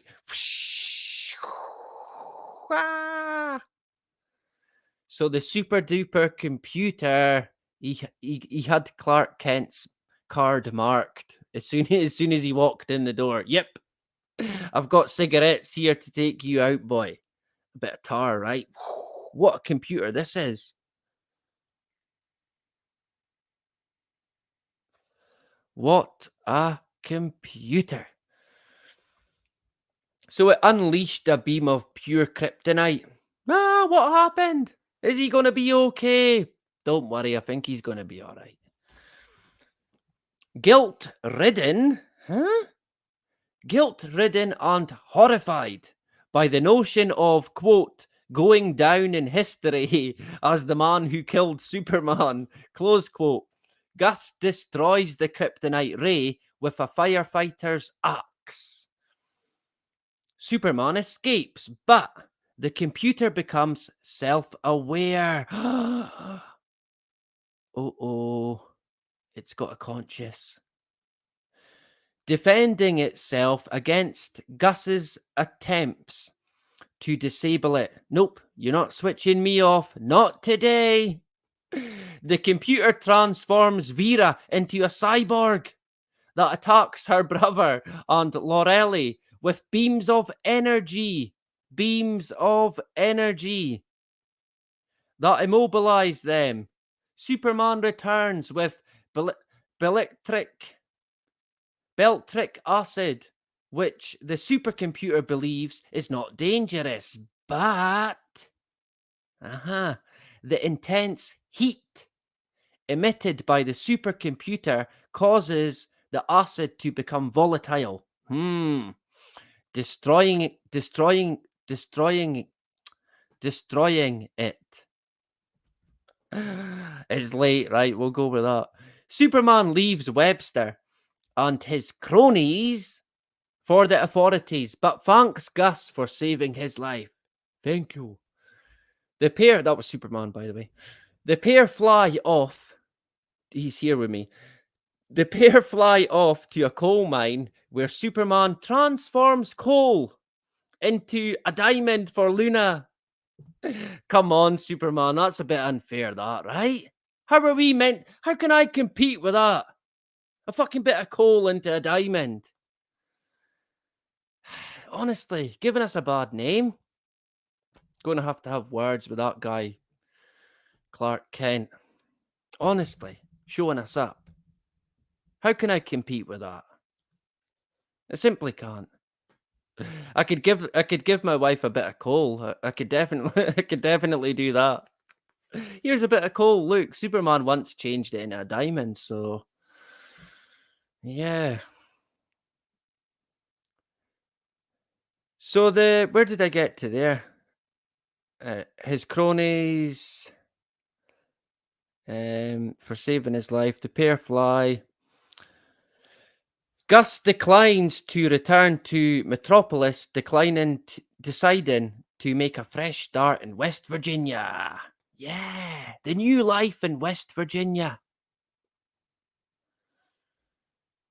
As Clark Superman visits Lana, after she moves to Metropolis, a drunken Brad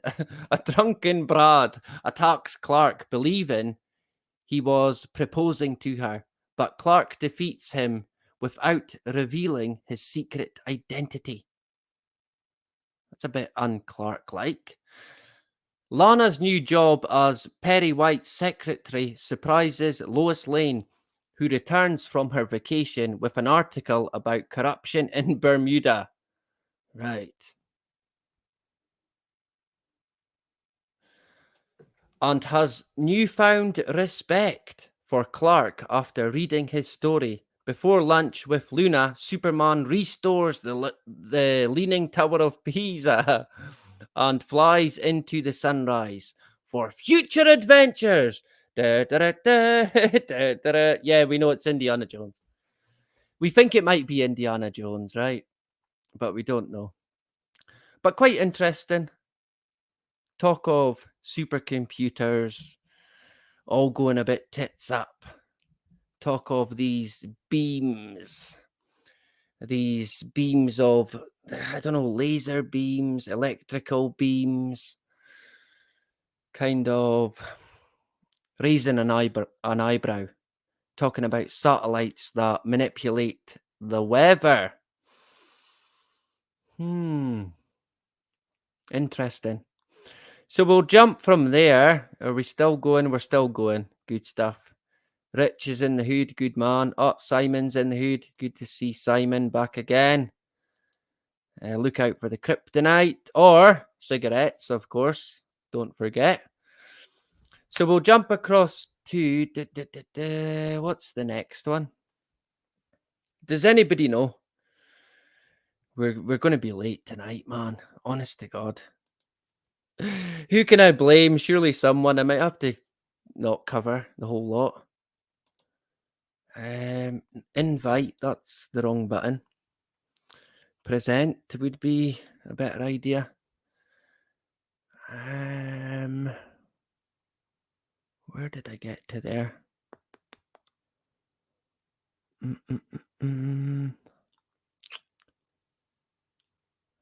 Right, let me think.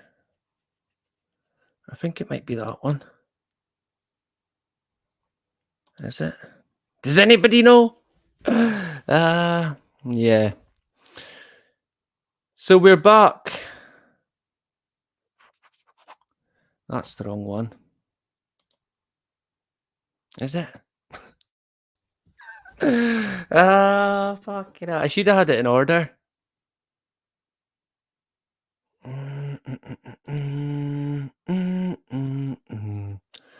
I think that might be Superman. We'll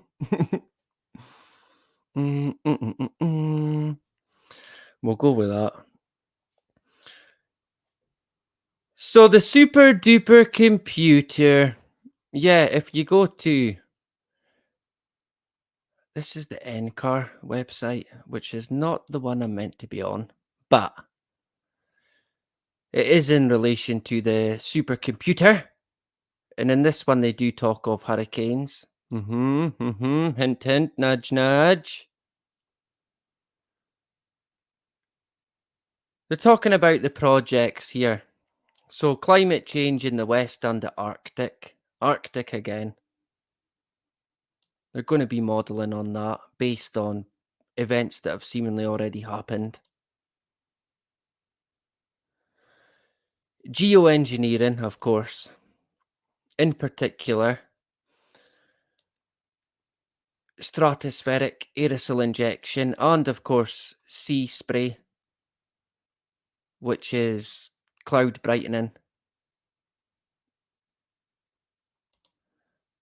Hurricanes, yep. They're going to be looking into that, predicting what might happen in the future.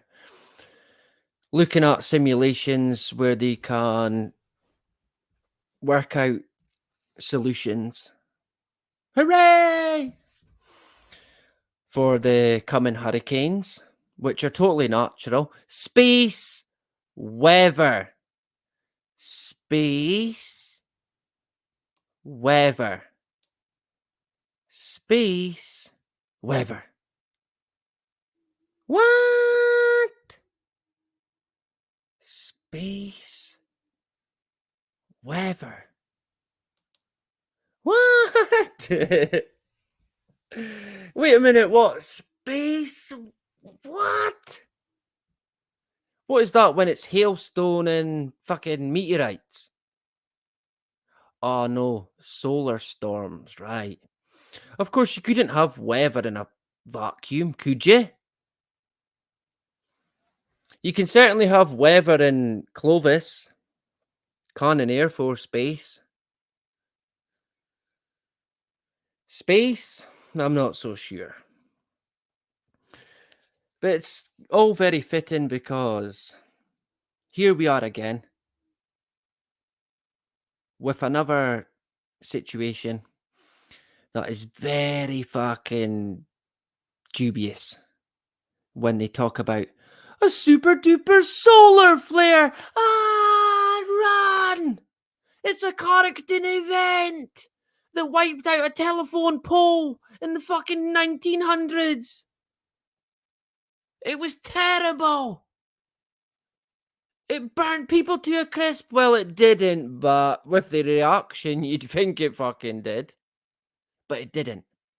If it even occurred. Because some people would tell you that it's debatable if this event even happened. And what they pointed to in particular is old encyclopedias that never mentioned anything about a Carrington event. It was only later, way after it, that it popped into these encyclopedias. At least from what I heard. I've not looked into that myself, so I can't put any weight behind it. But any event pushed by these entities, fucking question it. Take it with a gigantic pinch of salt. But they do talk about how another one of these events is meant to happen. And they reckon it could be bad and it's going to wipe out the internet There's going to be no fucking electric.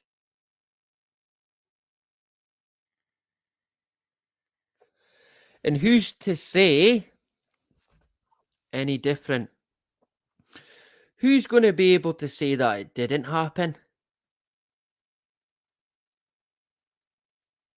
Because you wouldn't see it. It's kind of like the perfect sort of situation. This solar weather that no one can see. You can't see the damage it'll do. You've just got to take their word for it. And they could say, right, well, the internet went down due to a solar flare. Would you believe that? I mean, come on. Would you? Would you? I don't think you would. And it would likely happen at a very fitting time indeed.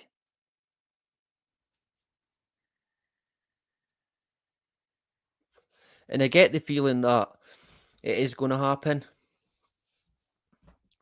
Whether it be a genuine solar storm or not, something's on the cards there. I would lean more towards it being a manipulated event. They don't miss a trick, remember? If they can capitalize on anything, they're going to take it. So they could use a character event 2.0 to completely reset the not just the internet, but the whole electrical system, the whole grid, pretty much. You can see I'm an expert in this field, right? The whole grid, they can shut it down, and they can offer up the solution, of course, right? Oh yeah, character event 2.0 took it out, but look at this super duper smart meter. It's character free. It fries you to a fucking crisp, but internet, Netflix. Yeah. What's more important, right? And I guess as well, I shouldn't laugh, but I guess if there is no electricity, how many people out there are going to refuse the solution that they offer? Hmm? How many people out there that would have family to look after? They're going to be. See, this is what I mean by they've got us by the bollocks, big time. They've got us by the throat. They own the system inside out. People are protecting cash. They invented cash. They invented it. 20 years ago, cash was the enemy. A lot of them same people now protect it. And I find that quite interesting as well. So, I mean, cash is one. I'm unsure if we can stop what's going to happen there. I kind of wish we could. In an ideal world, I'd like them to come out and say, look, cash is always going to be accepted. We can't not accept it. We put it in stone that it fucking must be accepted. But they won't. That'll never happen. They'll phase it out one way or another by using manipulated events, of course, to further it. Similar with what we've seen in the pandemic. Oh, it's dirty now. Yucca, sanitize your money. Yeah, it's got germs on it, right? And it was pretty much the final nail for money. The whole COVID narrative. And we discussed that quite on numerous occasions. One time in particular, where my son, my youngest, Billy, came home from school and gave me the money that I'd given him back. And he told me, I shouldn't laugh, But he said, my teacher said I'm not allowed to take money into school anymore. And I said, why did she say that? What for? Oh, because it's dirty. And I thought, what's she trying to say? That I'm a drug dealer? What's she saying? That I'm a pimp? I've got dirty cash, right? But of course, it's not that. It was the whole COVID narrative. And I remember thinking at that point, yeah, cash is done, right? It's finished. And they're still phasing it out, offering up the solution as God's gift. Oh, there won't be any crime, there won't be any drug dealers, there won't be any this, there won't be any that. No, there won't be any fucking freedom. That's what there won't be. And if you think that there won't be any fucking crime, think again. When it comes to these criminals, these drug lords, they ain't fucking stupid. Some of them are probably some of the smartest people going. And I can tell you right now, they will find a way. You can be guaranteed.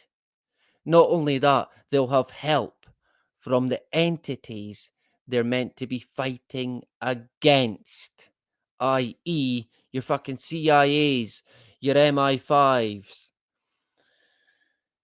your Mossads, if you like. Incoming strike. They're all in the same boat, let's face it. The only difference is when it comes to mafia, they've got a bit more, you could give them a bit more fucking respect. They're a lot more open and honest about about how they go about things. When it comes to the government, they not only are they evil, but at the same time, they're stabbing you in the fucking back because they're meant to be there looking out for you, but they're doing the opposite while filling their pockets to the brim. In fact, they fill their pockets that deep. If you threw them in the water, they would not come back up. And their soul wouldn't come back up because they ain't fucking got one. It would be going it would be going down the way, right?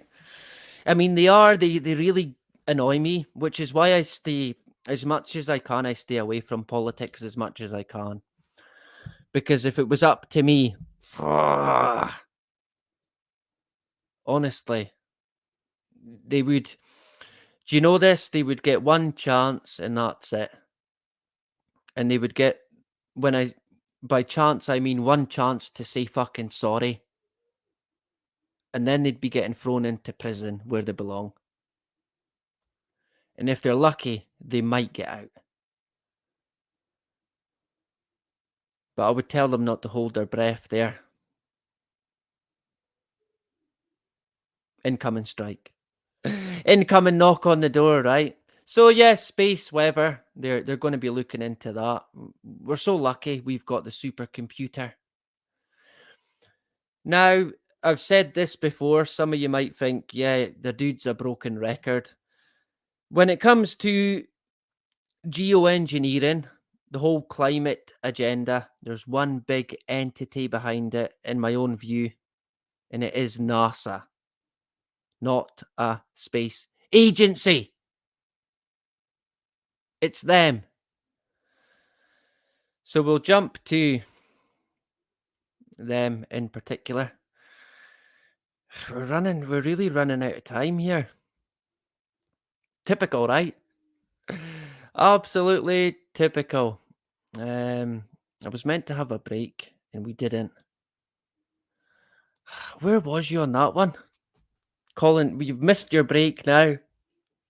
We might have to have one. I don't know. I don't know if people want to go on for much longer, to be honest. I think people have probably had enough. Why is it not working? Screen share.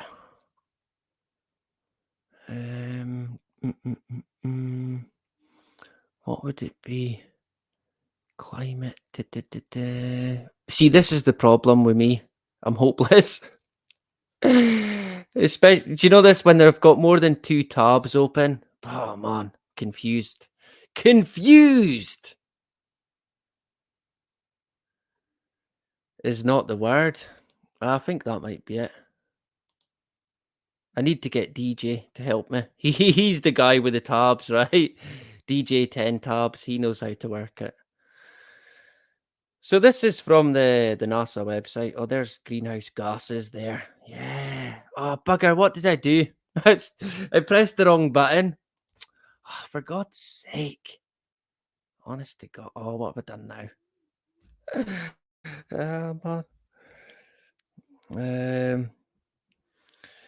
Yeah, do you know this? I do tend to carry it only because some places they say it's cash only. In fact, today, and I never had cash on me, and I had to get my pal to pay. So he bought the stuff that I was buying, but it was cash only. In some places you'll go and it's card only. It's like, fucking hell. There's no middle ground here. And it's quite frustrating. I mean, what's the big problem? Why do they not want to accept cash? Are we still in an emergency here? Are people now just accepting of that it's finished? I mean, it's easy for me to say because I've not got any money. So how is it going to affect me? I'm unsure. To be fair, I literally get by, and that's it. Someone's out in their motorbike. I get by. We do well enough to get by. We're not. I don't live in poverty or anything like that. But I'm not rich. I get by just and have enough left over to maybe take my wife out on a meal. If she's lucky, right? If she's lucky. So, but I think a lot of people they tend to have a bit of savings, but nothing major. But if I did have a lot of savings, I would be fucking worried, man. I'd be thinking, what am I gonna do? What am I gonna do with this money if they get rid of cash? Is it going to be the same? Am I going to have the same amount of money? They don't want people accumulating wealth anymore. They're going to put expiry dates on money. I mean, they want complete control of everything that you buy. Oh, you've bought too many cigarettes this week. You can't buy any more. Oh, too many Turkish delights for you. Nope, no more of them. Net zero, remember. And of course, if you if you don't eat anything or buy anything or do anything, you probably get what? Carbon credits to what? Buy stuff? Is that not the problem anyway? I mean, it's quite mad when you think about the world we're kind of heading into. It really is. I mean, it's on occasions in the past, I have been asked by people who have got money, who are a bit concerned. But honest to God, I'm not the guy to ask. All I could say is you've got to, instead of maybe having it accumulated in a bank, I would think about maybe buying assets instead. But even then, you would have to box clever. I mean, you could buy a house that in 10 years' time is going to get knocked down because it's not carbon efficient enough. But all the money is going to be involved. All the money is going to be in all the green situation. So if you want to be in any business, you're going to have to get involved with that. You're going to have to go if you can say it, carbon neutral. You're gonna have to be all the fucking battery controlled machinery. Otherwise, there's not gonna be a place for you. This is what I mean by they build the system, they own it completely inside out. Either we play part or we don't.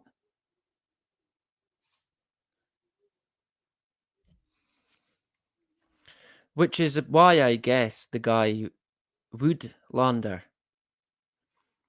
is pretty much starting a new community. And I'll be watching that with great interest. Do you know this? I grew up, basically spent my childhood in the woods. And I can remember thinking, I'm a wee bit envious. I can remember thinking growing up, I'd always, in my mind, thought it would be great to stay in the woods, just away from. Even this was just as a young lad, already had enough with the the daily grind. And anytime I used to go out to the woods with my pals, and we'd build a den or a like a base and a headquarters and like a camp, right? It was great. I loved it. I was always in my element, and I always used to think it would be great living in the woods and just it felt like home to me. So that initiative that's going on there, I'm going to be watching it with great interest to see how it goes, and if I can help, um, I'll help if I can in any way that I can. Maybe I can help by getting the guy on to discuss it. It probably won't be much help, to be fair, but it could let people here see what some people are doing in the UK, and it's a big move to do it because they won't want it to happen. They won't want people living out with the realms of the beast system. They'll they'll find a way to stop it. I'm unsure what, but they'll fucking find a way.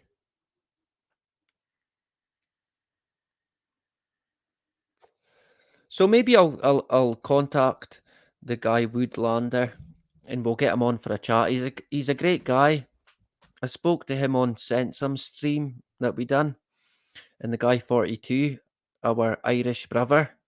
Although I don't think he likes to get called British, our British brother. I'll respect him for that. But I mean, people from Ireland are Irish to me, so I can be a bit stupid in that sense.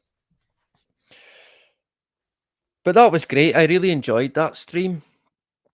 Um, it's not often that I get invited onto shock horror. It's not often that I get invited onto streams, but I'm always grateful to the people who do take me on. I'm a bit like Marmite. You either can handle me or you don't. And yeah, I understand that, to be fair. We're all human, right? We're all human. Well, I hope we are. I hope we are, right? Um, yeah, yeah, I was meant to ask. I did speak to Sensum and the Woodlander in 42 in the green room after the live stream, and that was really good. It's good. Do you know this? I quite enjoy that, speaking to people behind the scenes as well.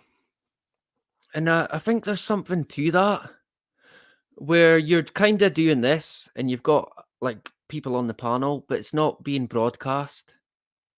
It's more private, and you feel like you can say a lot more. Um, that could be something we could look into in the future. You don't like Marmite. Oh, but you love me. Well, I'm happy enough with that. I'm blushing now, right? Marmite is. Do you know this? It's weird because I don't know if I like it or not. Even when I try it, I can kind of bear it, but I'm still unsure if I like it or not. It's one of these tastes that just I can't place it. I can't place it in any category. But my late father, he liked his Marmite. I think it's more an older generation, from what I've seen. So what we'll do now is... Oh, Dawn's in the hood as well. Good to see Dawn Browning. Make sure you check out Dawn's channel if you've not checked out already. Great content, great people. Highly recommended. Katie's here as well. Hello, Katie. Good morning to you, Katie. So do you know what? I think I'll manage a wee bit longer. So we'll go a wee bit longer, right? So we'll take a tune, and then we will carry on, right? So we're well into the graveyard shift now. So yeah, you can blame me. It's all good in the hood. I'll take the blame. I'll take the heat. Say it was me, right? Someone's got to take the blame. So we'll play a tune, and then I'll come back and we'll crack on. And I reckon we might go another half an hour. So I apologize in advance, right? So we'll take a wee break, and we'll carry on. Yeah, some people might be happy with that. Most people might think, oh, God's sake, just end it already. But yeah, we're gonna keep going, right? I enjoy doing it. If I didn't, then I wouldn't. So we'll carry on, right? And I'm still awake. I'm still with it. Is he? Just. So we'll play a tune, and then we'll get down to it. There's still a wee bit to mention. We'll go with one of the classic intros. So now is the time to get a refreshment. We'll go with that, okay? Stand up for your right. Get up, stand up. Don't give up the fight.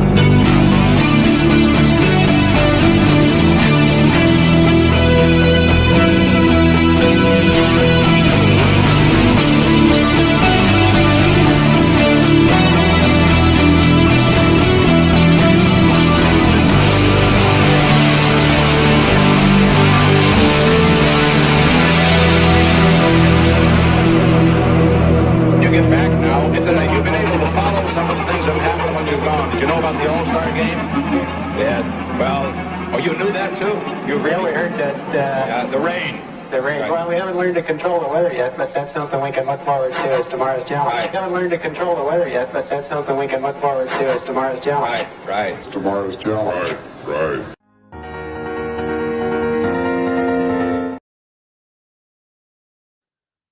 Yeah, tomorrow's job. Did you hear about the All-Stars game? Yeah, they did, funnily enough. All the way on the moon. But they heard about the All-Stars game. They heard that the rain, it cancelled or delayed a baseball game. And yeah, at that particular moment in time, NASA, they hadn't learnt how to control the weather yet, but they could look forward to that as tomorrow's fucking job. Neil Armstrong.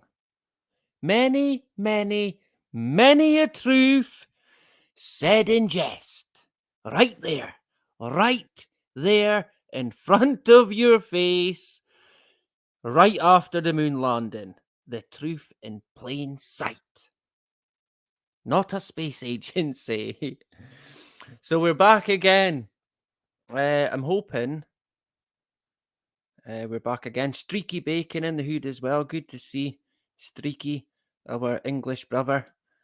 Back again. Great stuff. Yeah. Do you know the guy? I can't remember the guy's name that played the guitar intro that I used. I should really credit the guy. But of course, it's not his either. It's the Stone Roses, right? So it's the Stone Roses that get the ultimate credit for that tune. Absolute belter of a tune. I could sit and listen to that all day and just zone right out. Perfect. Ian Brown is I like Ian Brown. There's not many people out there that I do like. But I like Ian, and no one's taking that away from me, right? No one. I'm not having it. I'm not having it. So we've grabbed a drink, and we're all good in the hood. We're cooking by gas. Now we'll continue with it. Once again, thank you for joining everyone tonight.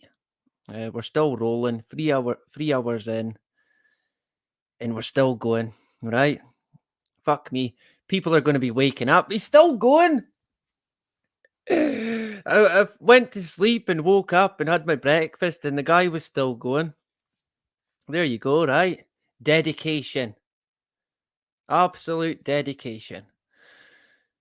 So let me see if I can. Yeah, I know the John.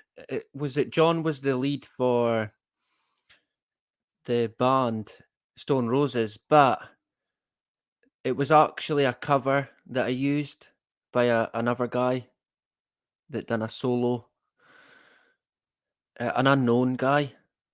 Of course, I was doing it in a way to avoid copyright, and as far as I'm aware, it's copyright free. So if anyone wanted a copyright free version, you could take it from that. And I guess I could maybe copyright it then. But of course that wouldn't be the done thing. It's not mine. And if anybody wanted to use it, they're more than welcome. So let me see. Present is what we do. And I reckon it was that one. Now, this is from the horse's mouth, right? NASA, we're talking about here. What they would have? Yeah, we've done that one. They're not a space agency. People tend to think they are, which is, yeah, people think many things, but there you go. In my own personal view, if you were to ask me what are NASA, I would say a theatre company, a Photoshop company, right? An artist's impression company. No, but in all seriousness, and I am being serious here, I would say a climate company. That's what they are. Oh yeah, and also the company that faked the moon landing, right? Or do we believe the moon landing happened? I don't think we do. I don't think anyone does.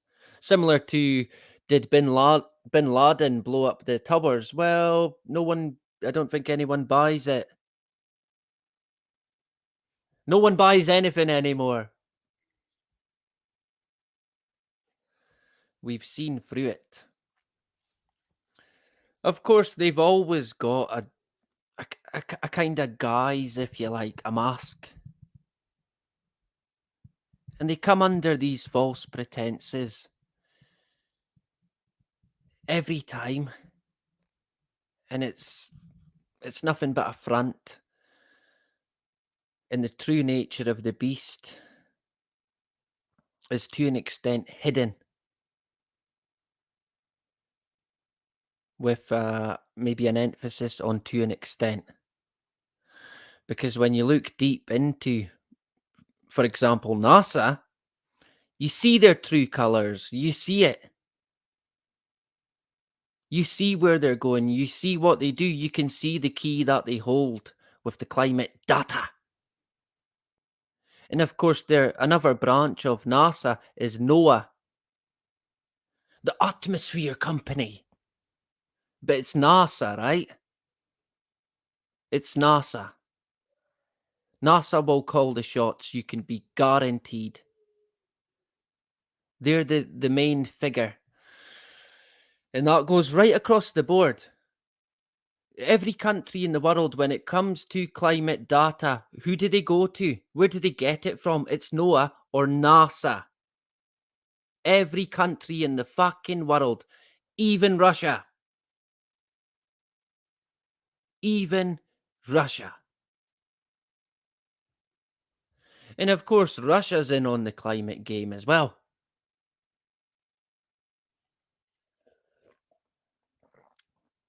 They're all part of it. None of them seem to be against it.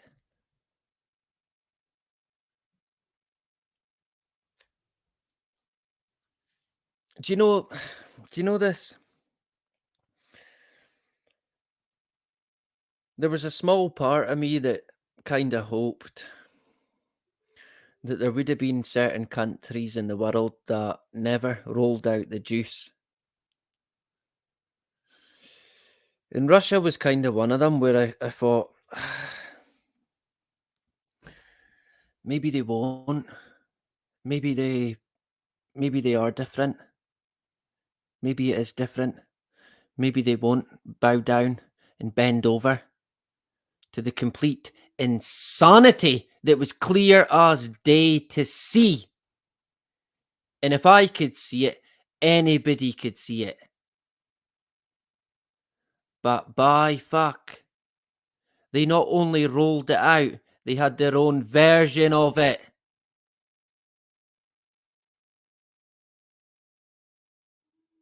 Peas in a pod, man. Peas in a bloody pod.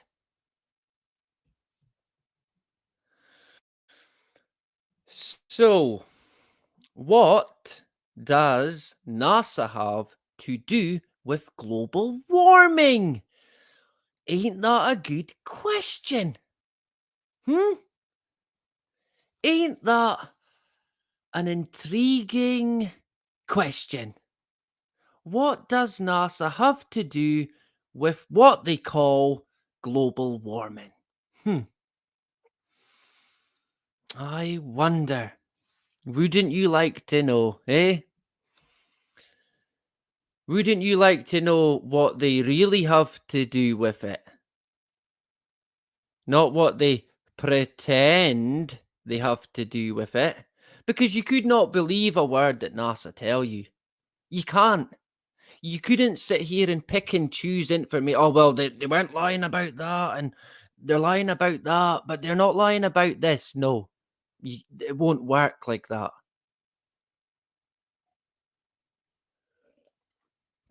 It simply wouldn't work. So coming from the horse's mouth, this is I'm pretty sure it's on the NASA.gov website. And to be honest, I don't hear it getting called global warming very much either. It's all climate change. It's always climate change.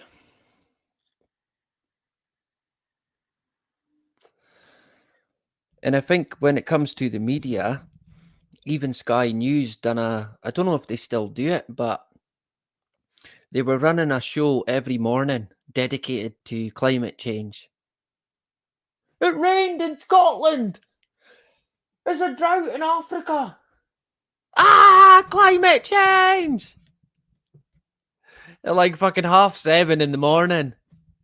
I mean, the sheep will be going to work like, oh my God, the world's on fire. It's all going to end. And it's the most kind of disturbing point for me is that these people think it's their fault. They think that they've done it. It's quite sad because they've not done it. They've been hard. We've all been hard. We're all victims to this, each and every one of us, no matter who we are, no matter where we're going to be.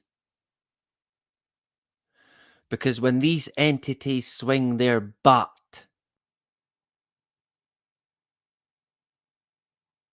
you can be guaranteed it goes right across the fucking board.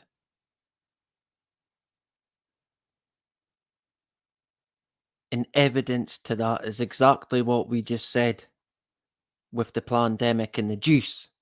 They all bent over and took it.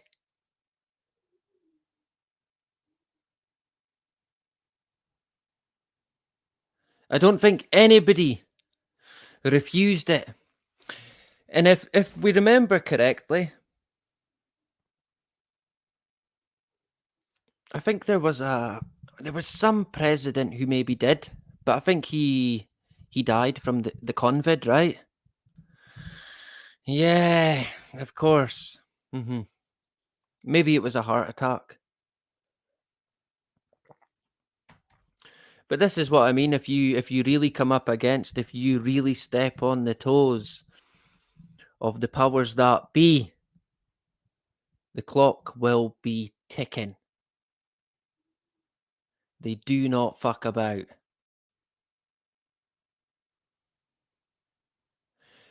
They either quick snap take you out when they see fit, or they will actually use you to an extent.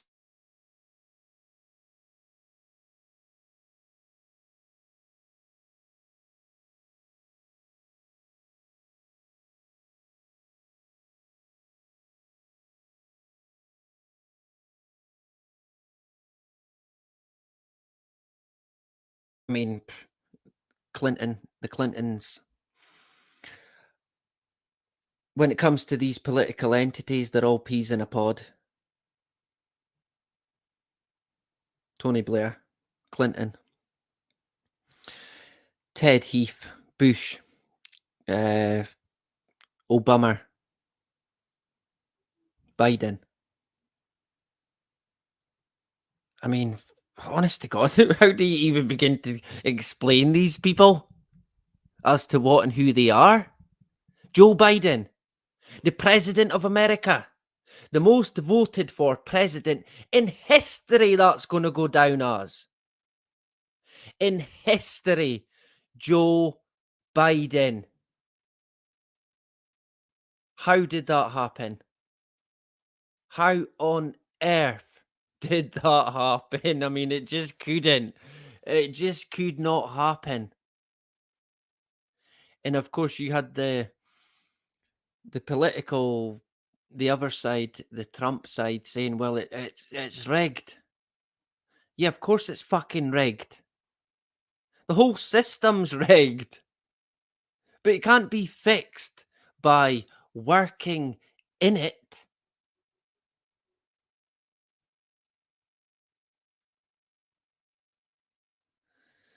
If only. If only it could. If only it could. So what does NASA, let's get to it. What does NASA have to do with global warming? Great question. NASA employs the world's largest concentration of climate scientists. The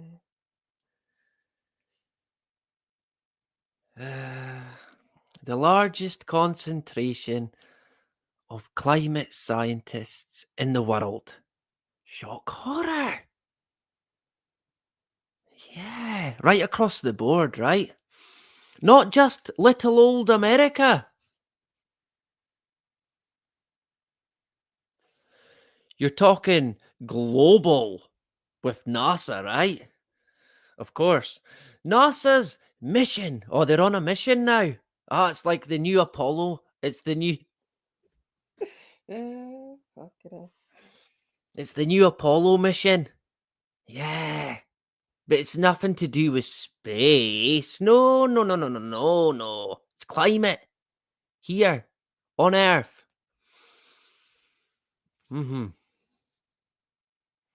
Right.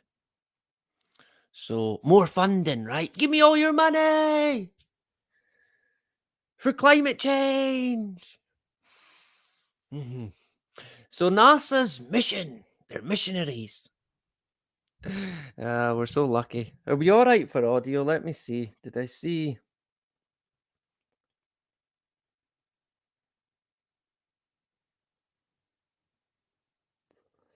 Audio went out, seemingly. I don't know what happened there. Buggers. It might be because I've got about 20 tabs open. In fact, I can close some of them. That one. That one. Not that one. Maybe not that one. So, where did we get to there? We're proper running late now. Man. So NASA's mission to study Earth involves monitoring. Monitoring atmospheric conditions, global temperatures, land cover and vegetation, ice extent, ocean productivity, and a number of other planetary vital signs. Yeah. With a fleet of space-based sensors. Right. Space-based. The information is critical in understanding how Earth's climate works and how it is responding to change. Space-based sensors. Like what? Where? When? They've not got anything. They've not got any sensor of any kind based in what they call space, even in their own words. In addition to collecting information about the Earth, NASA also builds global and regional climate models, hooray, to understand the causes and effects of climate change, because you done it, right? Including global warming. NASA shares its super duper climate data and information with the public, right? And policy leaders. Freely, of course, right? And in a timely manner. NASA shares its climate data and information with the public and policy leaders. You get me? The policy leaders of the world. NASA gives them the data, gives them the knowledge. NASA. As part of the US climate change science program, NASA works with other agencies, including, the National Oceanic and Atmospheric Administration, which is, of course, NOAA, which is, in my own view, NASA. It's not even NOAA, it's fucking NASA. The US Geological Survey, the Environmental Protection Agency, the Department of Energy, right, and of course, many, many others to conduct research and to ensure climate science results are available to all users to address a broad range of societal needs. Now, right. What do you think these needs might be? I wonder. So NASA gives the world leaders the data, the knowledge. They then what exactly? Make a decision to what? Implement a societal need? What could that be? Of course, it's geoengineering.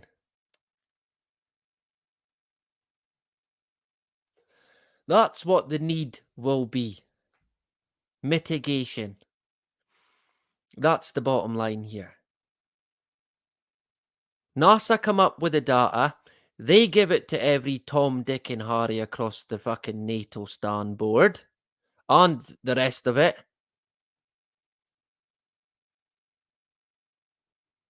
Then they implement whatever society seemingly fucking needs, which I can guarantee you now will be stratospheric aerosol injection.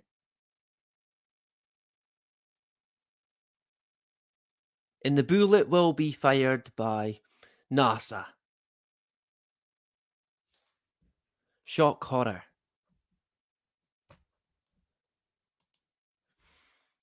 Still think NASA might be a space agency? Yeah, well, if you want to talk about monster entities, yeah, BlackRock and Vanguard.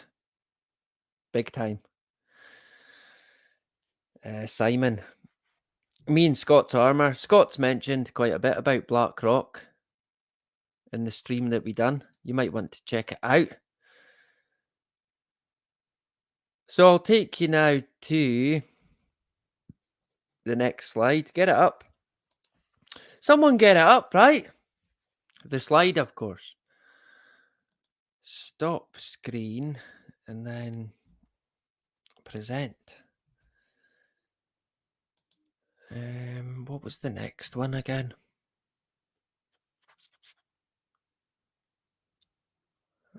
Was it that? Yeah. Again, NASA, right? See, they always talk about how the vital signs of the planet. See, what NASA are is the doctor. NASA's the guy in the white coat. Similar to how the doctor's going to give you medication. He might not be the guy who makes the medication, but he'll give you it. NASA's not going to be the guys who make the stratospheric aerosol injection, but They will be the guys who give us it. Guaranteed. They're the only entity that can do it. There's no one else. And of course, that's not by accident. Geoengineering is not a cure. At best, it's a band-aid. Oh, like a wee plaster. Oh, you'll be fine, right? If we know how much use a plaster is, it could be a self-inflicted wound.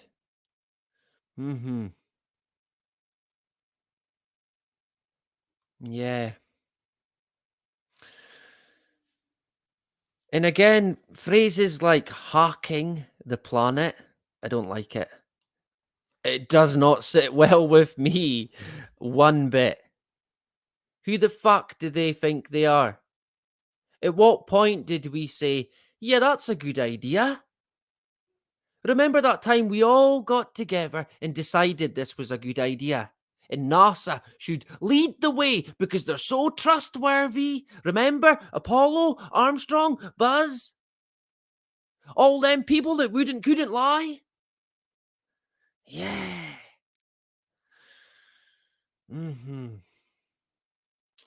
Them guys.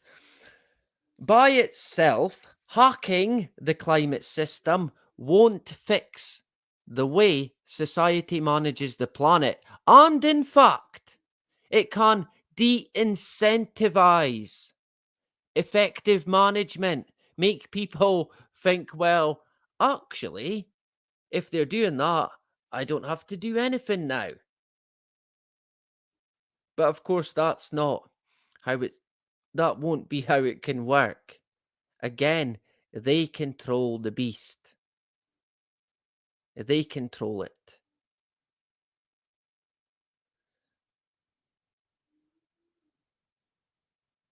So if they decide you're going to be living a carbon-free life, you will be. One way or another, we all will be. Otherwise, we don't take part in the beast system at all. And even today, we all kind of, I guess, balance it out to an extent.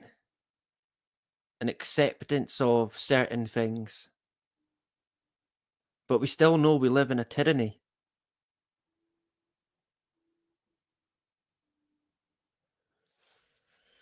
But I think a lot of people on that, I think a lot of the sheeple probably would think, well, what's the point in mitigating now? But again, they make the system. It'll be made in a way that you will live a mitigated life, or you won't live a life. Not in their realm. That'll be the same when it comes to the smart world. That's where the electricity will be. That's where all the technology will be, all the good stuff, potentially even the food, the way it's going. So it'll be a case of you either join or you don't.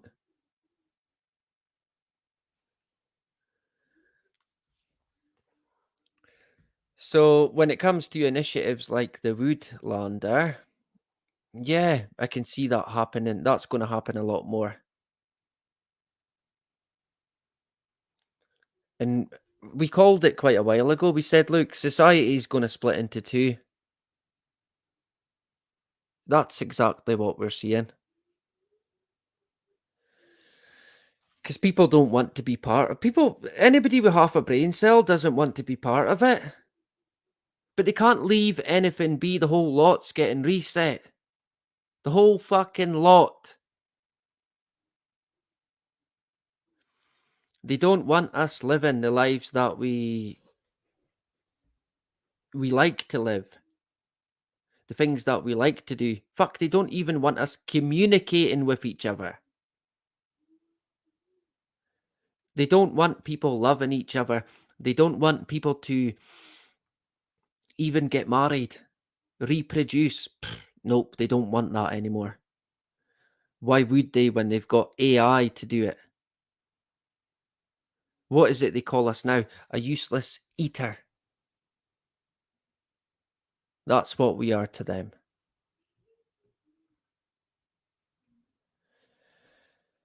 And people talk a lot about depopulation.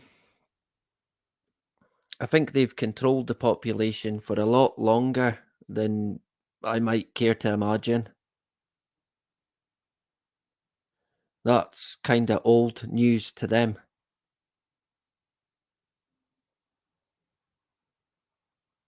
What did we seemingly get up to? 8 billion? Yeah, they probably done that.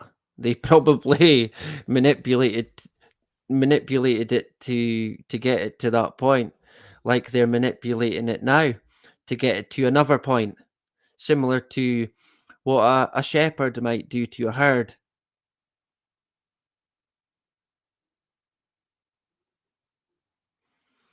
That's a bit what it's like, right? Or am I wrong there? Maybe I'm wrong. Get him off! Don't worry, I think we'll... Do you know what? We'll quickly cover one more thing, and then we'll jump into the chat and get a chat before we say cheerio. I guess, yes, Saturday is upon us now.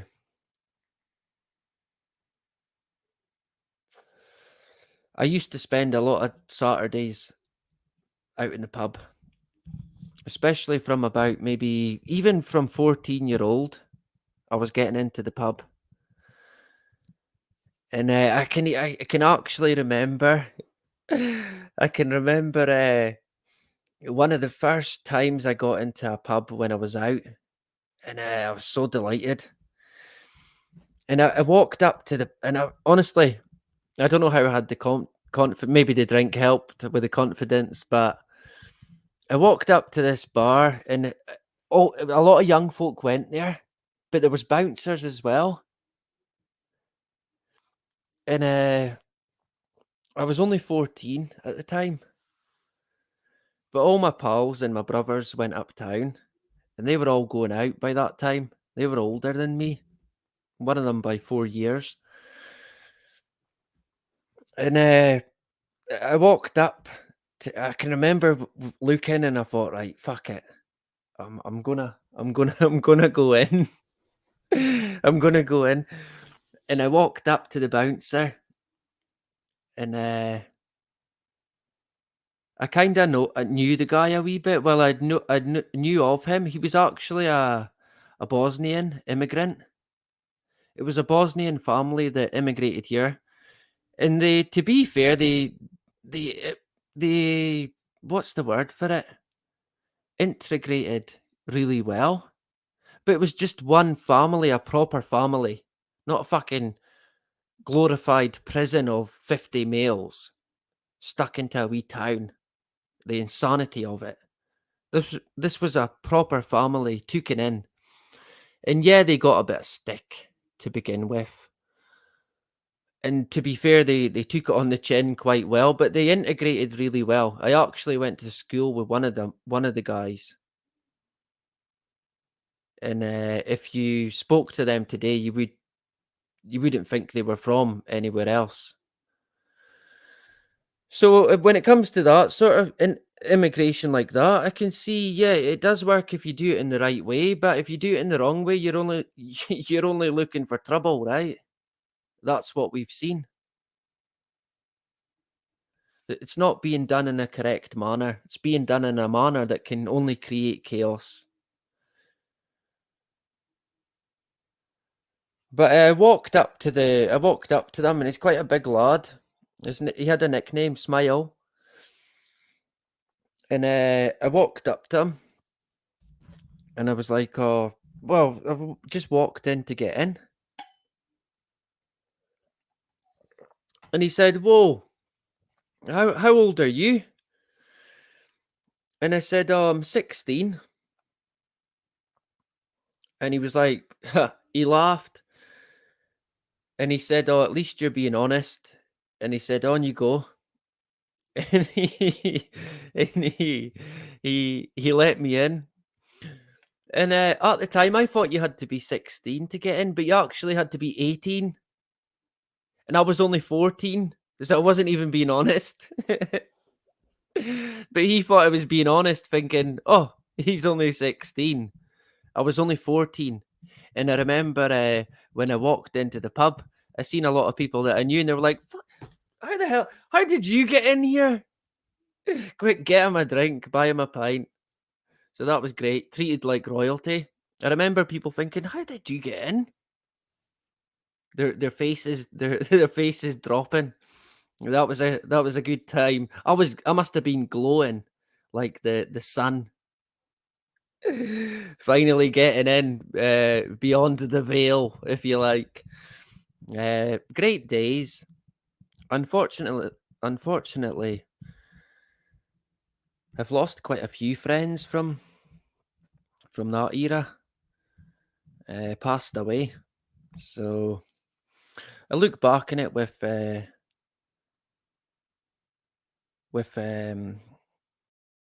sometimes quite a lot of emotion when I think back. Lots of good times that I had with friends that are no longer here today.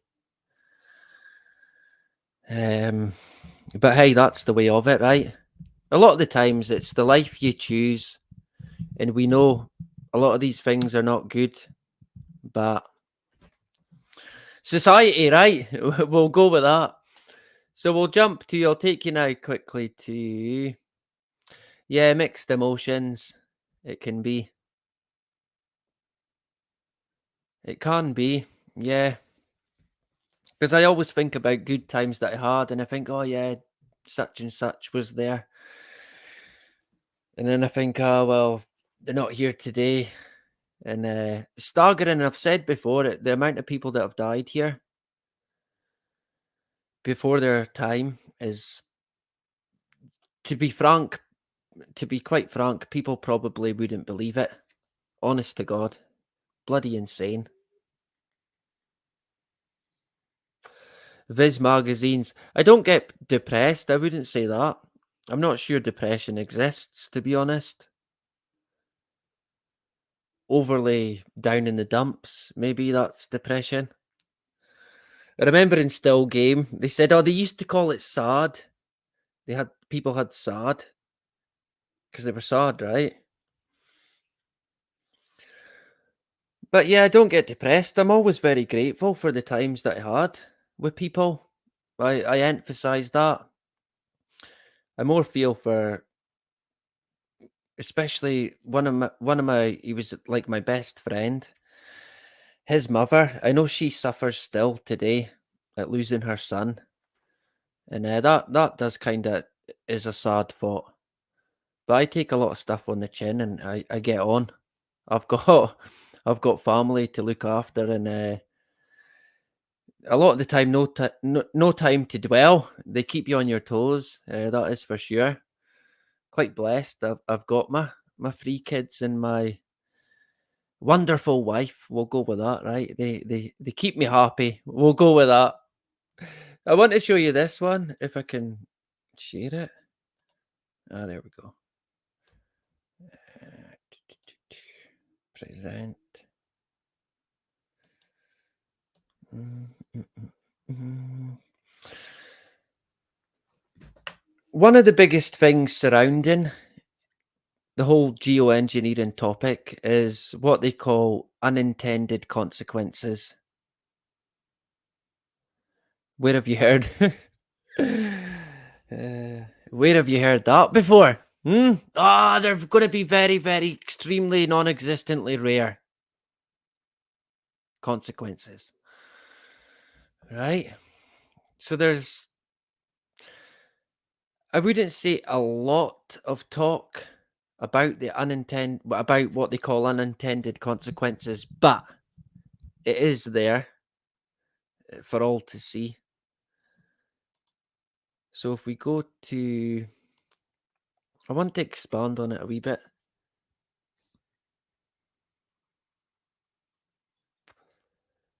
Mm, mm, mm, mm. Let me see. Where's it gone?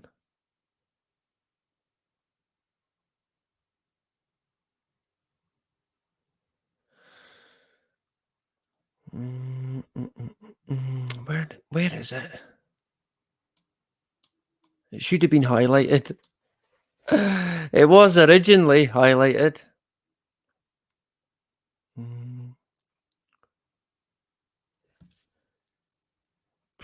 Fuck's sake. Where did it go? Why has that disappeared? Let me zoom in. Typical, right? Can't get the staff.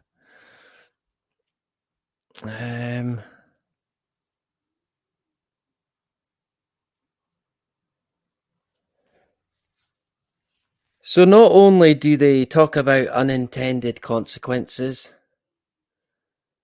but they talk about a scenario where if we do go ahead with geoengineering, we might actually end up in a worse position than the effects of what they call climate change. And that has been predicted quite a lot. They're going to find a way to worm out of it and throw money at the science so it says what they want it to say. Now, where have you heard that before?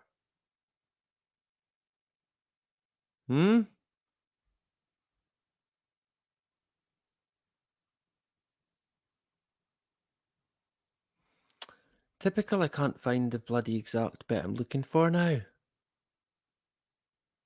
Is it because it's late? We'll go with that. It's late, right?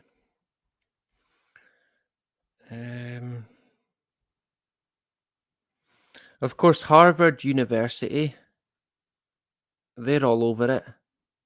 The guy Keith, Dr. Expert David Keith from the University of Harvard. And it's always these entities, you can be guaranteed, you could predict who these entities are going to be. But they talk about how unintended consequences would likely include extreme flooding or extreme drought.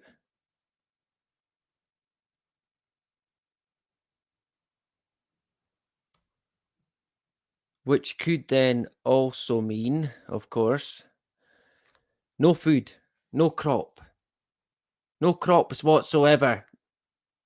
That would be an unintended consequence of it, seemingly.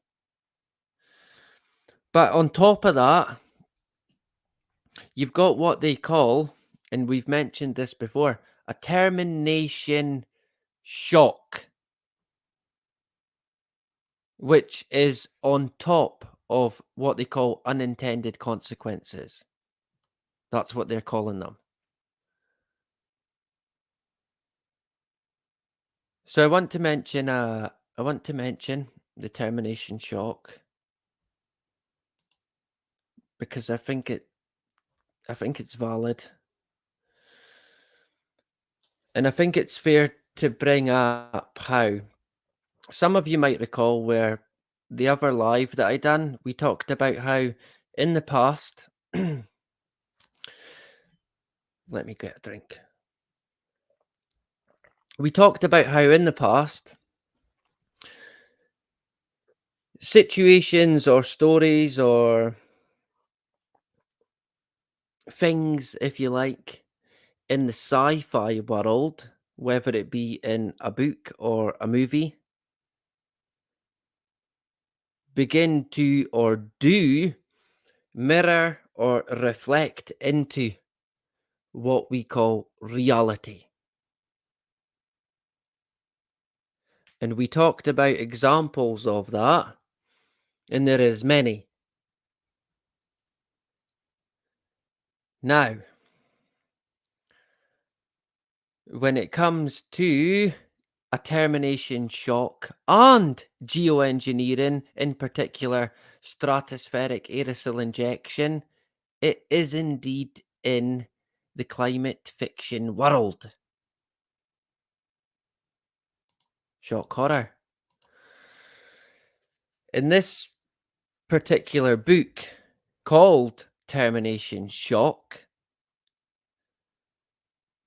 came out in, I believe, 2010. No, 2021 is when it came out. Right? Let me zoom in. Has anybody read the book?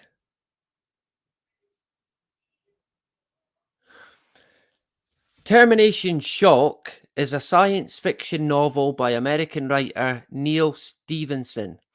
Published in 2021, the book is set in near future. The book is set in a near future when climate change has significantly altered human society and follows attempts of a solar geoengineering scheme.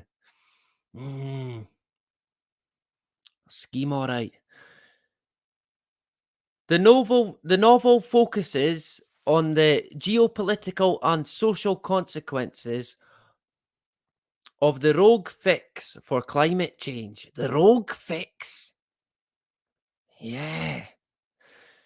Themes common in the growing climate fiction genre. Yeah.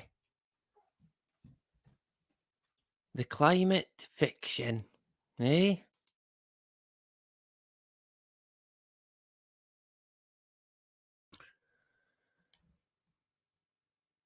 You know, and I covered this before a wee bit. When it comes to climate fiction, some people don't know of it. They don't know that it's there.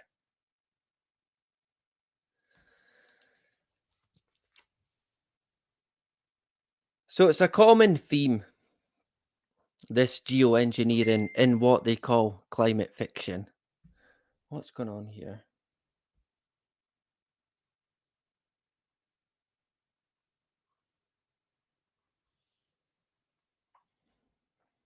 Let me sort this a sec. Typical, right? There we go.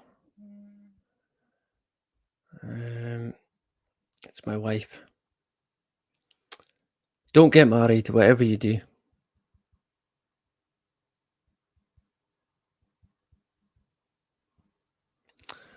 There we go. Typical. I'm almost done as well. So you've got a whole section now of what they call climate fiction.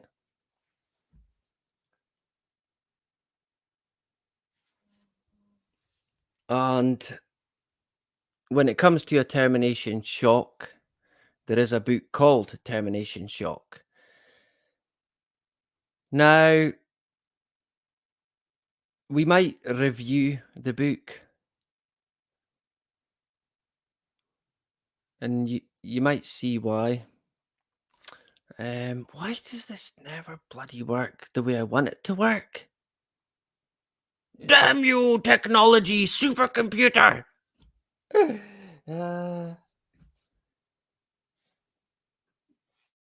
Typical, right? Let me see. So we'll discuss the plot and then we'll wrap it up for this morning. So, termination shock. When I think of termination shock, I do think of the movie Snowpiercer. Or what's the other one again? Geostorm. That's kind of what I have in my mind. And Hollywood done it, right? So, the book is about a solar geoengineering project conceived by a Texas oil industry billionaire named T.R. Schmidt. An oil industry billionaire. Right.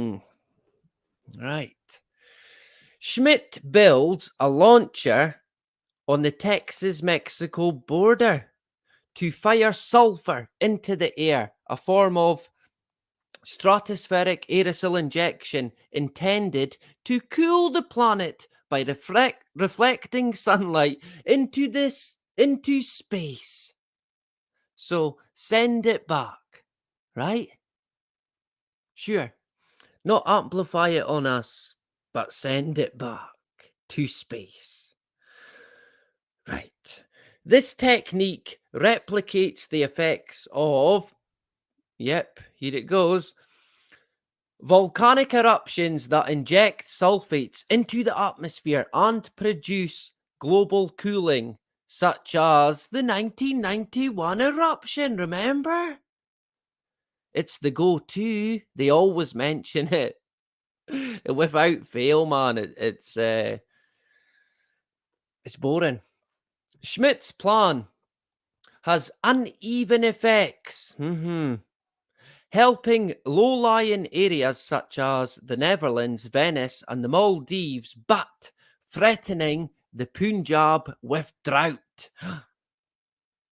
Feeding Peter to pay Paul, right? Some poor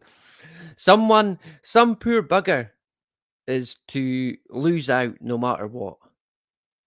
Going by what they say, going by the picture that they paint, even in the novel. The blueprint, if you like. Right? Look out for this mirror reflecting onto the world that we're in. I shouldn't laugh because it doesn't sound bloody good, right? So, the main characters are Frederica, the Queen of Netherlands, and granddaughter of Queen Beatrix. Rufus Grant. Do we need the characters? Probably not, to be fair. Sika and Grant become entangled in Schmidt's plan while... Is it Singh?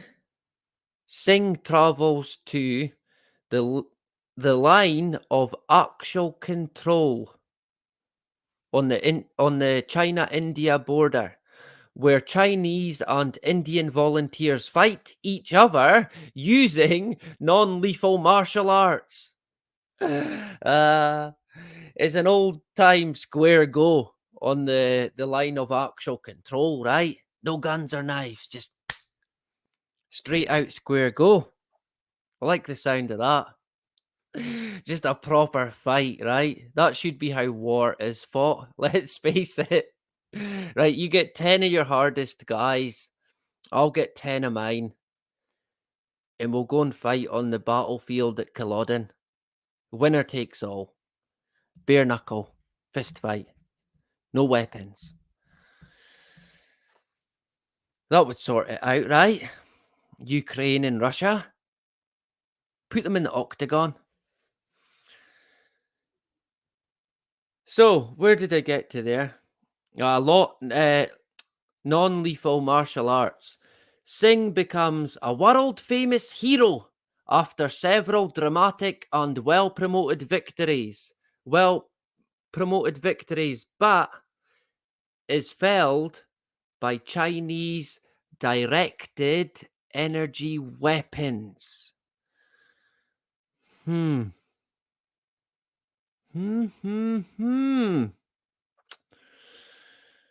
Right.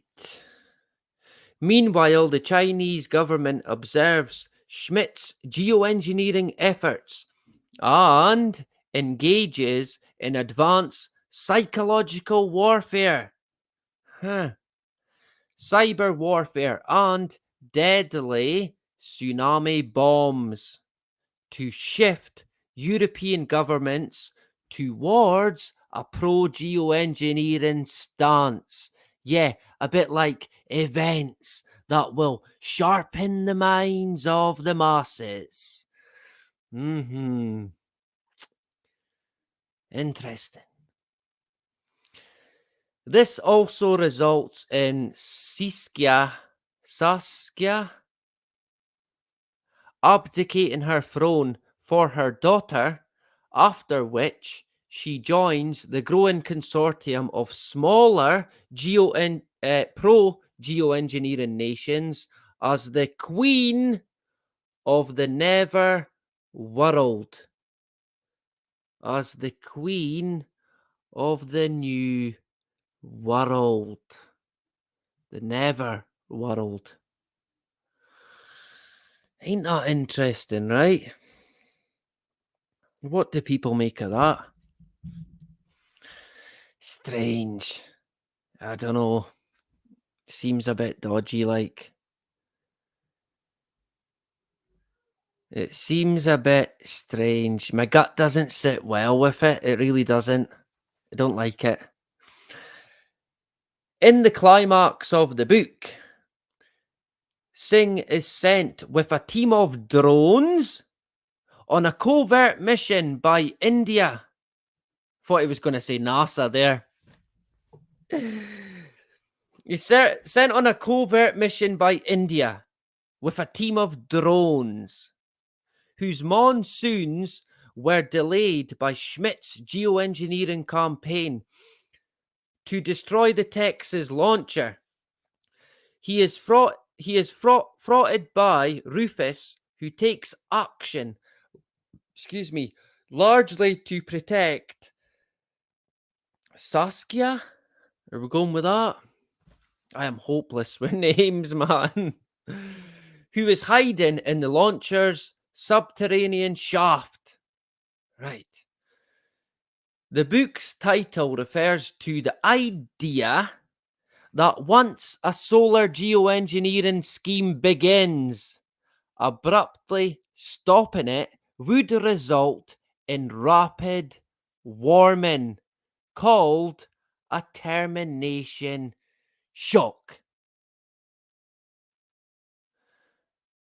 And when they talk about the potential of a project, a geoengineering scheme, in particular stratospheric aerosol injection, that's what they're talking about here.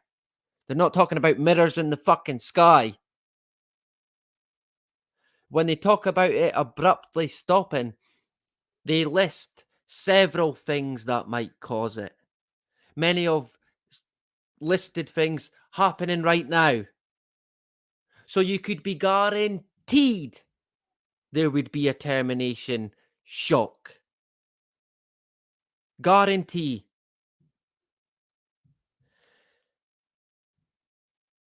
Not only is the unintended consequences and the potential shock an issue, another issue they talk about is who's going to control it. We need seemingly a world body. I don't know, a one world organization? Hint, hint, nudge, nudge. That's where it's going. And you can take that to the bank, if it's even still there. And on that note, we will termination shock the stream. We'll jump back to the chat. I think we pretty much got through most of it. I do apologise. We went way over time. We've actually went 4 hours now. So, who am I going to blame for that? Simon, he's getting the blame. We'll blame Frank, right? Frank's getting the blame. Sorry, Frank. Someone's got to take the blame. But that is pretty much it. When it comes to geoengineering, it's only a matter of time. Time will tell. Simple as that. I was meant to move that comment. And I forgot. Typical, right? Typical. But that kind of gives you a bit of an idea of my thoughts, at least, on geoengineering. I can almost guarantee you that this is going to increase people talking about geoengineering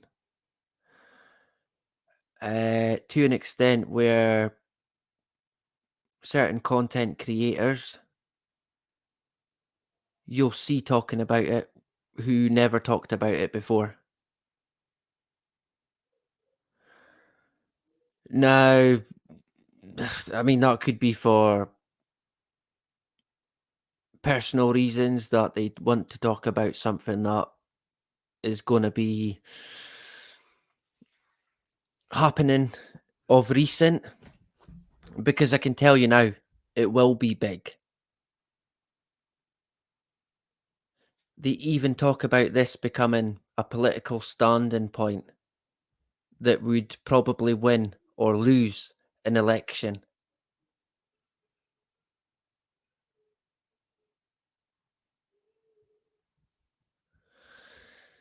I think what we need to keep an eye out for is these predicted these predicted events that are going to sharpen people's minds. And what we can do then is hopefully not be involved in it, but break it down, try and decode it, and begin to get to grips with what they might be carrying out. And yeah, we might not be able to do anything about it, which we carry on anyway.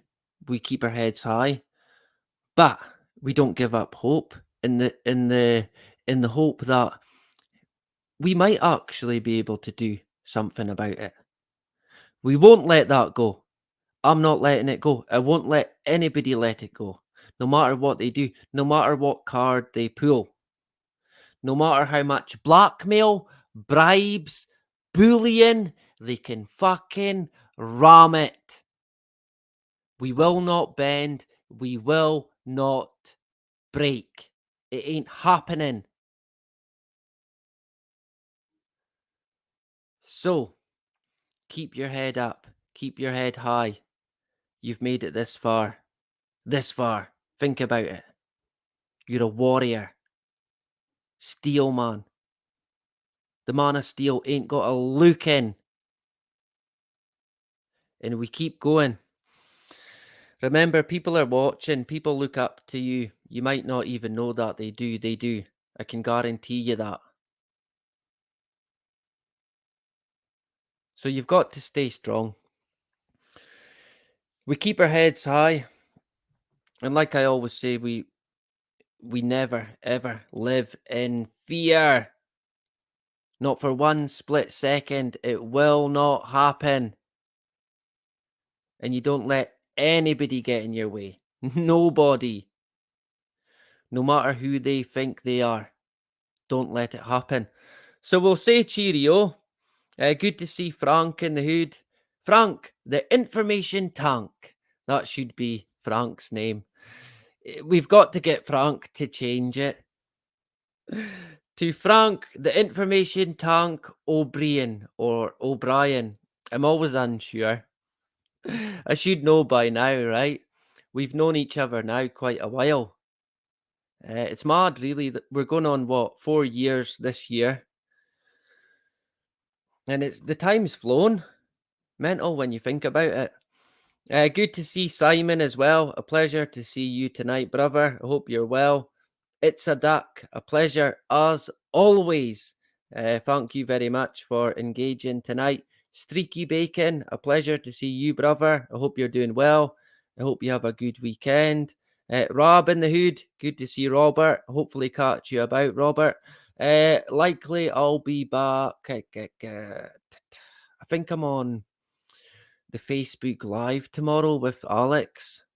I'll have to double check. So I might be back on Monday. If not Monday, possibly Tuesday. I'll definitely be back. Touch wood, God granted. I'll be back next week, right? And we'll get a catch up. So I hope you all have a good weekend. And enjoy your time, right? Enjoy it while we can. That's what we've got to do. The world can wait, right? We put yourself before anyone, first and foremost. Your own well-being's got to be number one priority, first and foremost. Then we can sort other stuff out, right? So I'll find a tune, and remember, like I always say, no matter what, no matter where, do not comply. And that is about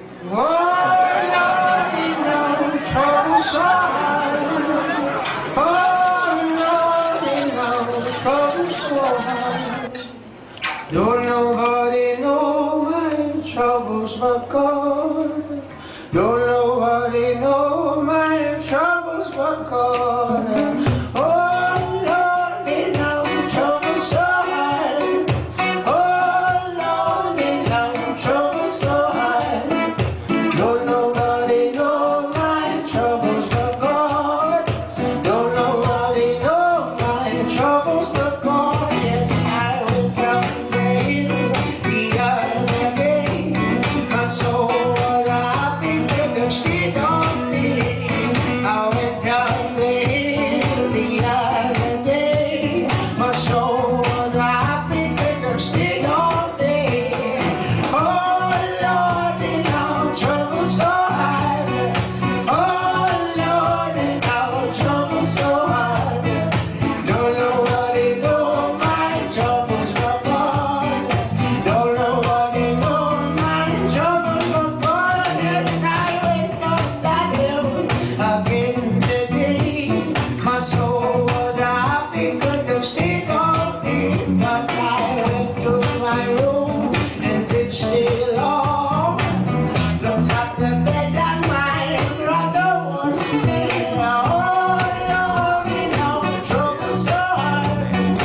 Oh Lord, you know trouble so hard. Don't nobody know my troubles but God. Don't nobody know my troubles but God.